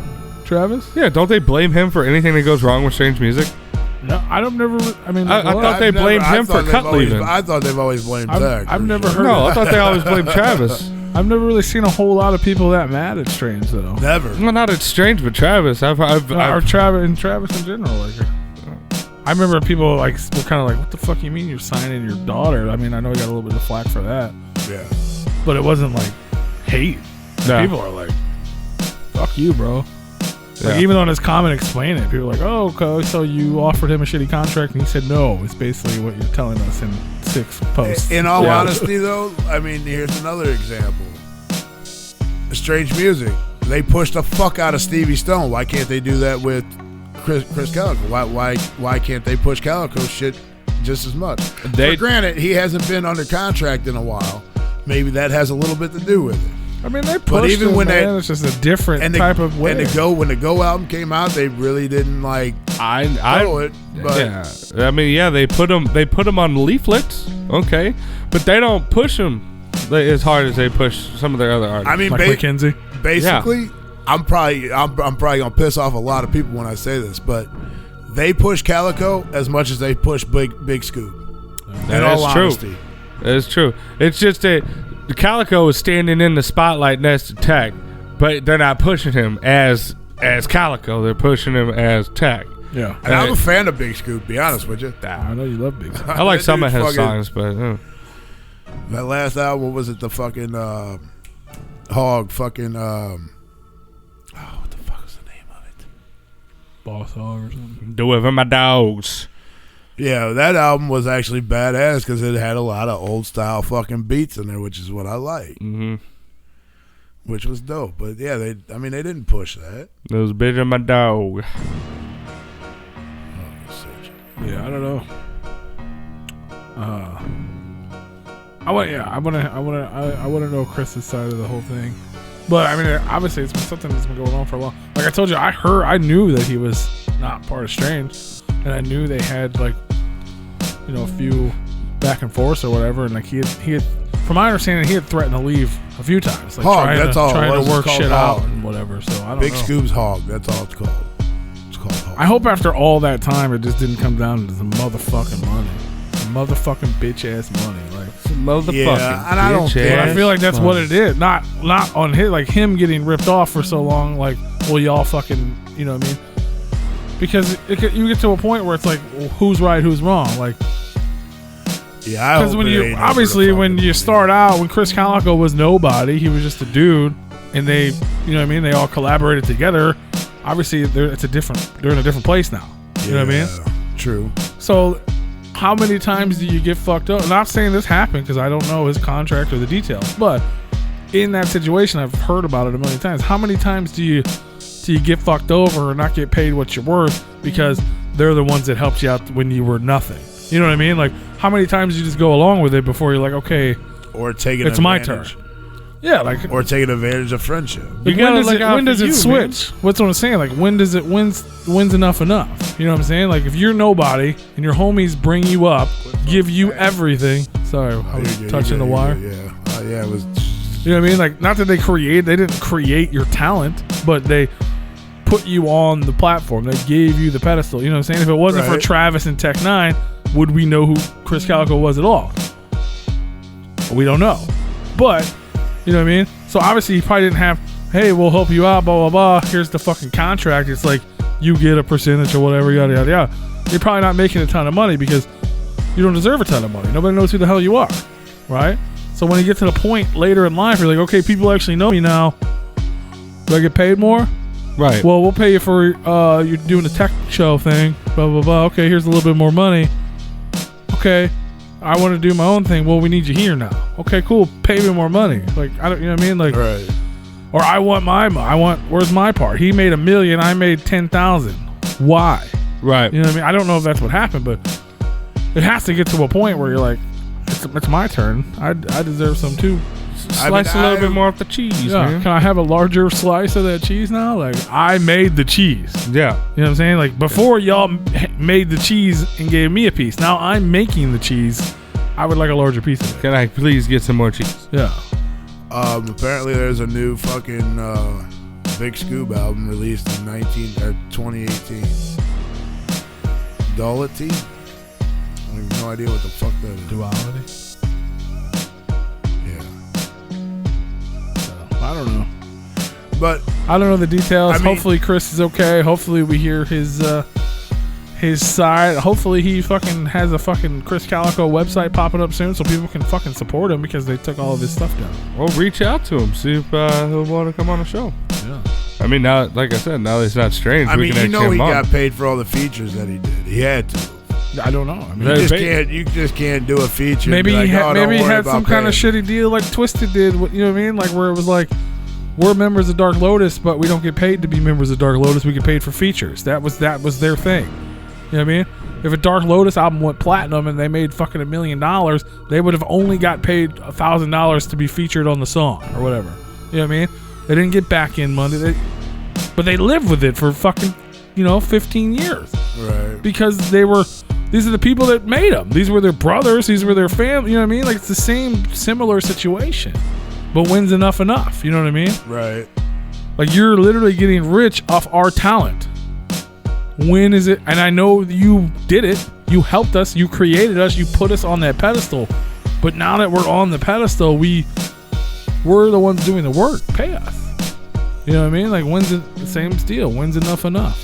Or how many times can you get fucked over or let the people who helped you in the beginning continue to not help you anymore? You know what I mean?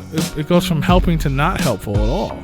That's a hard line to cross, and that's obviously you saw what happened with Twisted. You know what I mean? Half their fucking fan base gave him the finger. Yeah. You know what I mean? Yeah. Because they didn't want to get fucked over. I mean, obviously it's more than that because of the fan base they created. Is, you know what I mean? It hits people in their heartstrings and whatnot, but that's literally what it came down to. Yeah, that's what sucks, man. Is because we come adapted to that, like. Because you know, they've been together for see so what they do long. now on their own. Imagine if they could have done that together, not getting fucked over. They could have, but somebody had said no. It's all about some bitch ass money, Right? This is my show. I run it, and that was it. That's Yeah. it. They didn't want to take ideas. Anything, or they just wanted it all. Like I remember in that interview, the fucking 18-hour Figgle interview. Yeah. When they were like, well, we were like, cool, go do your thing. You could put a Hatchet Man on your product. What? Why? Why would we do? Why? What do you mean? You let us leave, but you want us to? Why? Don't forget the Hatchet Like Man. nobody thought that was strange that they wanted that. Like they wanted them to put a Hatchet Man on M&E releases. This was dumb. Because that was the Juggalo. That's the Juggalo symbol. No, man, you're saying that publicly. That's the Juggalo, but no, that means you're getting a cut. Exactly. You put our fucking logo, our brand. If somebody slapped a fucking dinosaur on their CD and said we're part of Replicon Records, I'd be like, motherfucker. We're getting paid, bitch. Right? Like We're getting paid. but you sell 10 copies, I best get $1. Fuck, better get more than that. Shit. Probably about $1. Better get $2.50 a jawbreaker with that. 10 bitch. cents or 10 cents an album, $1. You know what I'm saying? Give me another chip. What I'm saying, you know what I mean? But nobody thought that was weird because it's the Juggalo thing. We're family, blah, blah, blah, blah, blah. Yes, all that's true until you're fucking over your family and trying to make it look like it's not business. That's what these new age motherfuckers can't figure You're out. trying to do business and pretend it's a family affair. You can't mix the two. I mean, you can if you do it right. Yeah, but I mean, like, if you're fucking over your family, you can't just. They ain't family no more. They ain't family no more. You're just fucking over another artist. Yes. That's what it is. You know what I mean? And it's literally, like I said, I don't know Chris Calico's Strange Music situation, but it's got to be somewhat similar.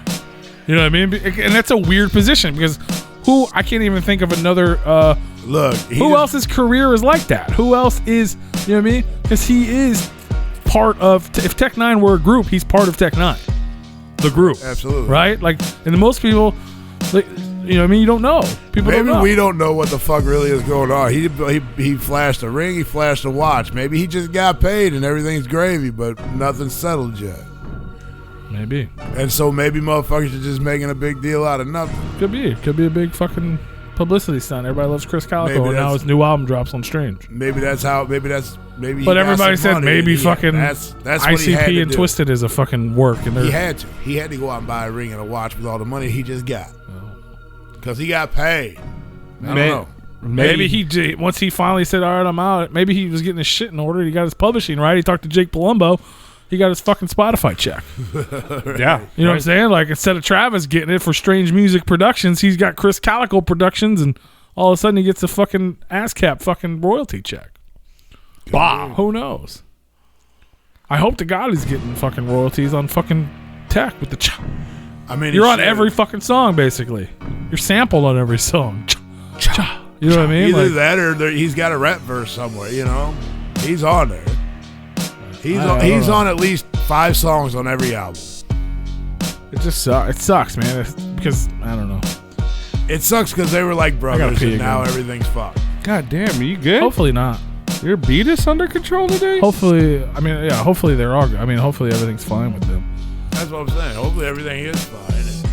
I mean, he's doing the show next Friday. I'm sure. Like I was saying, they're I like, feel like we're gonna get more news after that show or at that show or something. It's because things, you know what I mean? That's like everything was a hunky dory with ICP and Twisted until after they did Wizard together, seeing each other together one way or the other. It went the bad way, unfortunately, but well, they were happy to see each other. And then whatever happened after the show with what happened, which is what went to shit. Yeah, I mean, I would imagine the situation he was taken care of better than the whole Twisted ICP situation.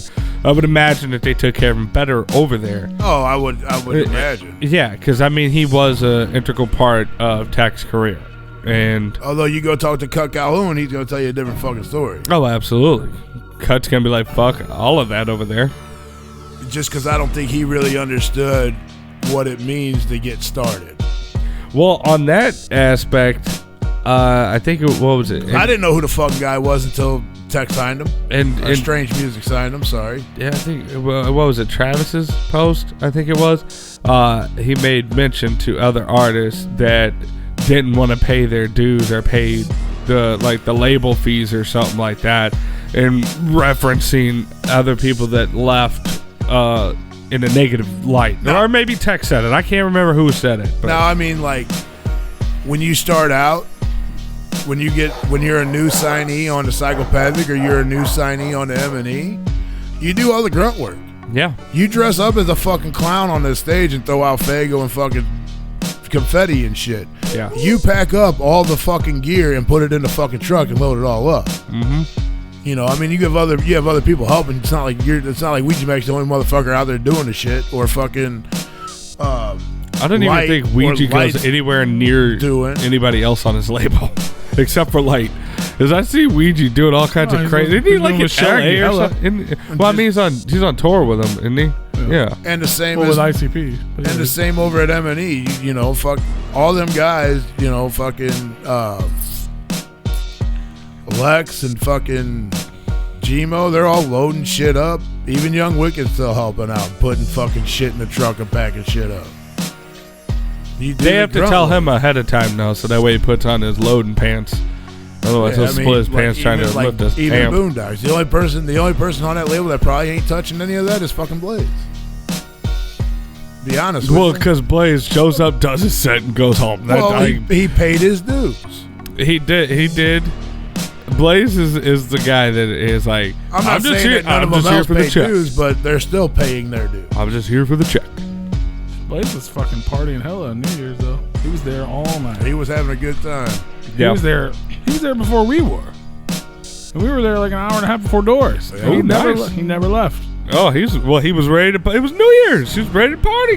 He was in the fucking green room. The green room looked like the hallway at your party. Oh god, all night long. Oh, and that was not from a fog machine. It was not. It was from marijuana. Marijuana. Lots of motherfucking marijuana. Oh god. I walked back there once and I was like, nope. Like, hey, buddy. Hello, Knowledge CMC. Hello, Blaze. Hello, Stacy. Hello, everyone. I'm going out here. Yep. Bye. Can't be in here. Yeah. But who knows, man? Hopefully, Hopefully he's all right. Hopefully he's. But a lot of people are saying he's been. His thing was he wants to spend time with his family and all that. So that's I'm excited to see where he goes. He career wise, wants to take a break and fucking hang out with his family. He said that he's ready for a 20-year nap. Yeah. I mean, fuck, he's been nonstop for the last 20 years. Well, that's what I'm saying. Is like he's ready to catch up on 20 years of sleep. Yeah, hell yeah. I'm sure he is. I don't blame him one bit. But I think it's a combination of everything. He's gonna, it'll settle down, and he's gonna remember how much he loves fucking music and see what he can. We'll hear more from him, I'm sure. He will, but I think he can take time and work on it. You can see him this Friday in fucking Colorado, or you can see him Halloween night with motherfucking Twisted. Oh. Whoop whoop whoop whoop whoop whoop. That'll be oops. Everyone's like, oh god, Chris Calico signed it, man. Yeah, I saw that. I know it's a running joke that M&E's gonna sign him and all that stuff, but like there were people that were serious about it. Like, I hope he signs with him because he the day after it got announced, he had a show with Twisted. Yeah, and then he had the show booked with Twisted. Yeah, because that happens overnight. Yeah. Like, I'm off. He also has a show booked with Tech Nine and Jelly Roll this Friday. Oh, well, I guess he signs the Jelly's label too. Yeah. There you go. I mean, I'm not saying that he's going to, but I mean, those are options. Yeah, but see, with him, he's his unique thing. Like, I don't know what label that current labels, big labels, where he would fall in at. Really, I mean, because he's kind of a unique artist. Could you imagine like him and Young Wicked teaming up and doing the fucking tracks? That'd be And phenomenal. Singing on fucking tracks? That'd be fucking amazing. Still rays. Yeah, Cali, baby. Right? I think that would be fucking. Could you imagine him singing on a fucking Gmo track? That's so dope. Like, fuck, get out of here. Yeah, the filth master and the choir boy. Could you imagine him on a fucking Blaze track going fucking ham on some singing? I mean, they've done tracks before. Yeah, they have, but I mean, I think Yeah, that'd be Calico was dope. more rapping though than singing. And they're friends. They've known each other forever. I don't know why. I don't know if he would. I don't even know if he would even sign to anyone. He would. No. He hasn't even signed to the label he's been performing with. Yeah, he hasn't even been signed for them for fucking 4 or 5 years. Yeah. He might get fucking distribution through Magic Ninja and have them help him out or something. You know what I mean? I have no idea. Who knows? But if he needed the help, they'd help him. Oh, absolutely. You know what I mean? I know that. They'd be like, hey, I don't want to be on any label, but I do need distribution. You guys have it. You want to put my record out? You can put a little Hatchman on there if you want. If you like, If that's what you think. Tell you what, instead of the snake and the bat, can you just put the bat? Yeah. Because I don't want any more snakes. Right. I'm a snipper snack. Snakes. Cha. Cha. Oh, boy. Well, yeah. Hopefully it 8-1 Cardinals losing. Fuck. There's. Good job, ladies. They scored a run. I mean, yeah. Grand slam. Told you they're coming back. 2 of them. Fuck, the other night they didn't have a hit until the fucking 8th inning. Dude had a fucking 2 grand no-hitter slams in a going. row. We're going into triple-double overtime. No, that would actually put them up by 1. It'd be 9-8. Perfect. Even better. Right? Win, win, win. Winner, winner. Winner, winner. Chicken dinner. I mean, it's possible. They still have the 9th inning to go. They do. It ain't over till it's over. Yeah, well, they got 2 outs, counts 3 and 2 full, so hopefully this will be the last pitch of the inning. It ain't over until it's over, Kenny. I don't know if you knew that. I understand, but it's over. It's over. We are over. We are over. We're through. We're breaking up. Peace. We're breaking up. I'm off this label. I'm signed on M&E now. Fuck y'all. Oh yeah. I'm gonna be on the Axe Takeover. Oh, you know what? I didn't even talk about it this week, and we didn't talk about it last week. Speaking of Blaze Dead Homie and Lex the Hexmaster, they both have new fucking albums out. Oh shit!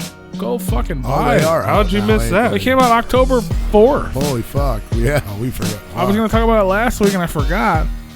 Slackers. But they're out. They're available right now. You go to mnestore.com. As far as I know, as of now, they're only physical. So you can't just go on fucking Spotify and listen to them. It is Graveyard Greats by Blaze Dead Homie and Strictly for My Ninjas by Lex the Hex Master. You don't think they're on Spotify? Pretty sure they're digital only or physical only. Let me pull it up. But BLAZE. Bitch, ain't nobody fuck with me. I did, yeah. I wanted to bring it up last week. Was it the 4th that they came out? I think, I don't know the fucking date. Yeah, the 4th. Popular releases. Lex's album is fine. There's a lot of there's a couple remixes on there. A lot of features from new up and coming artists that he wanted to work with. What was the name of the album? Lex, No, Blazes. Graveyard Greats. Yeah, no, it ain't on there. I know. It's not. I told you. I was just making sure. Shit, double check. Might have been on there by now. Somebody might have put it up. And then the Blaze one has like shit that was like hard to find, and then new songs. And I know I posted about it on my personal thing on Facebook, but I don't normally talk shit. But when I get a chance to sit fucking talk shit, I want to talk shit. Blaze, if you guys You're are always talking shit. not usually about the people I like. You talk shit about me all the time, so you don't like me, huh? Well, I'm talking about like artist I mean, I wise. get it. Nobody. If you put out a rap album, I would probably talk shit about it. I would hope so. Unless it was just fucking amazing. But so if you guys were at Astronomicon and you were at the VIP party, you saw Blaze cover Pantera Walk. And it was fun. He did a pretty good job. I even went back and watched our video from that event to rewatch it to see that it was fun and enjoyable. Well, they thought it would be a good idea to put it on this album and record it properly. Which And it's garbage. I also thought was a good idea too when I saw it on the track list. I was like, oh, that's dope. It's fucking terrible. Oh god. It's like fucking horrendous. Like I don't have a fucking CD player. I would have fucking played it, but oh my god, it's so bad, dude. Your fucking computer plays CDs, bro. Yeah, my computer is actually running the show and shit too, so it's complicated. Well, we could have just hooked it into mine. Yeah. But fucking go buy the rest of the CD is good. There's 15 tracks on there. So I'm not saying like don't buy it, don't support it, but What's it, $9.99? something like that. You can buy both of these albums for $18.99 as a bundle. But no, that shit, it's fucking so bad. So fucking bad. Like it's just bad. Like you have to hear it, and Is there no standard anymore? it's like he did it better live Yeah. than he did recording. It's just really bad. I mean, the music's right. I mean, they just took the fucking music. It's the same. You know what I mean? Read. Respect. And he's like, oh, you're not gonna, what are you talking about? Ah, like, what? What are you doing, Chris? Stop. It's bad. It's so bad. And I want to say another bad thing about fucking Lex the fucking Hexmaster's album. There's nothing bad about Lex. I'm trying to figure out what fucking song it is. Whatever fucking song. What's the dude's name? Defect. You know Defect? The guy who does the fucking Wicket 101 and he does all like the videos and stuff when they do Facebook Lives. Yeah. Well, he's got a fucking verse on, there it is, on this shit called Bully Shit. Not that he did a bad verse, but he talked about the fucking fuck your phone shit. I'm like, why would you immortalize that shit in a fucking song? Like, come on, bro. You know what I mean? Like, don't do that shit. That's like when people post, you know, murderers. So and, what was a lion dog? Should have let him sleep. Yeah. Not trying to wake the fucking beast. you know what I'm back. saying? Like, you just fucking, now what, you know what I mean? Like, not talking shit about anybody at all. But if somebody does something fucked up and you fucking immortalize it, what do you think they're going to do? They're going to do something more fucked up. Exactly. Do it again. You know what I mean? Like, don't put it. It was bad enough when Dustin sold shirts, but that was in the moment and it was funny. Now you're gonna immortalize it in a fucking song 6-7 months later? Oh, probably a year, probably. Fuck, bro. Come on, man. You're better than that. Defect. Like, I'm not gonna do that shit. That's my shit talk. I would have to agree. 2213. We're out of time. Oh, the ROC has a fucking album up for pre-order right now. Go get that shit for $8.99. It's called Monsters Ain't Real.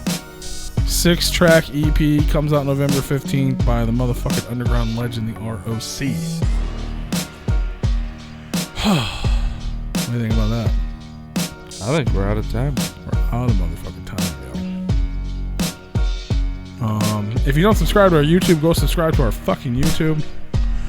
If you don't have a Replicon Radio t-shirt, you can go buy one of those right now. All you dead subs, go buy merch. Yes, go buy merch. We got all new fucking dope zombie dinos and pumpkins and Halloween gear. And a few days ago was the 24-year anniversary of the motherfucking Riddle Box. Oh! And we got fresh-ass motherfucking Replicon box t-shirts available right now.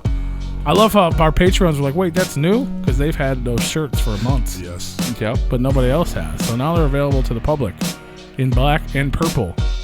To the public. It's dope. Even if you don't like us. You're gonna like at least one thing that we have because our merch is fucking dope. And if you like Jamie Madrox, we have his art on a shirt. Go buy that shit, even if you don't like us. But as long as you like him, go get it. And if We you do. like Mariana, was it Pescatella? But the Mariana one that Pescata. the The Pescata. artist between Pescata. Haunted Highons. Yeah. Yeah, the one that does the Haunted Highlands. Their Kickstarter is fucking going crazy. Yeah, Go absolutely. fucking do Good for that. them. Good for them. Oh, and they just announced tonight, Astronomicon, Richard Drake, Yeah. the dude who plays That's pretty dope. the Night King That's pretty dope. yeah, he plays the dude from Three from Hell. and the Whispering Wolf from was it Whispering Wolf or the Shadow Wolf or the Midnight Wolf? What Midnight Wolf. Midnight That's all it Wolf. was, Yeah. from 3 from Hell, which is Bill Mosley's brother. Got the 2-2 on the hard 4. And Baby's brother too, because aren't they siblings? Yeah. So I guess, but they only address that he's Bill's brother. Yeah, it was like brother-in-law or something like that. It had to have been. Yeah. But he's dope. That'd be cool. That's cool. It's a cool. He was the ambulance it's a driver. cool addition to an already pretty stacked lineup. He was an ambulance driver tomorrow. transporting Michael Myers in Halloween 2. Rob Zombie. 15th. Yep. Yeah. Oh, yeah. Tune in next week for more stuff. Yeah, we're not going to tell you who we have. Mystery guests. YouTube.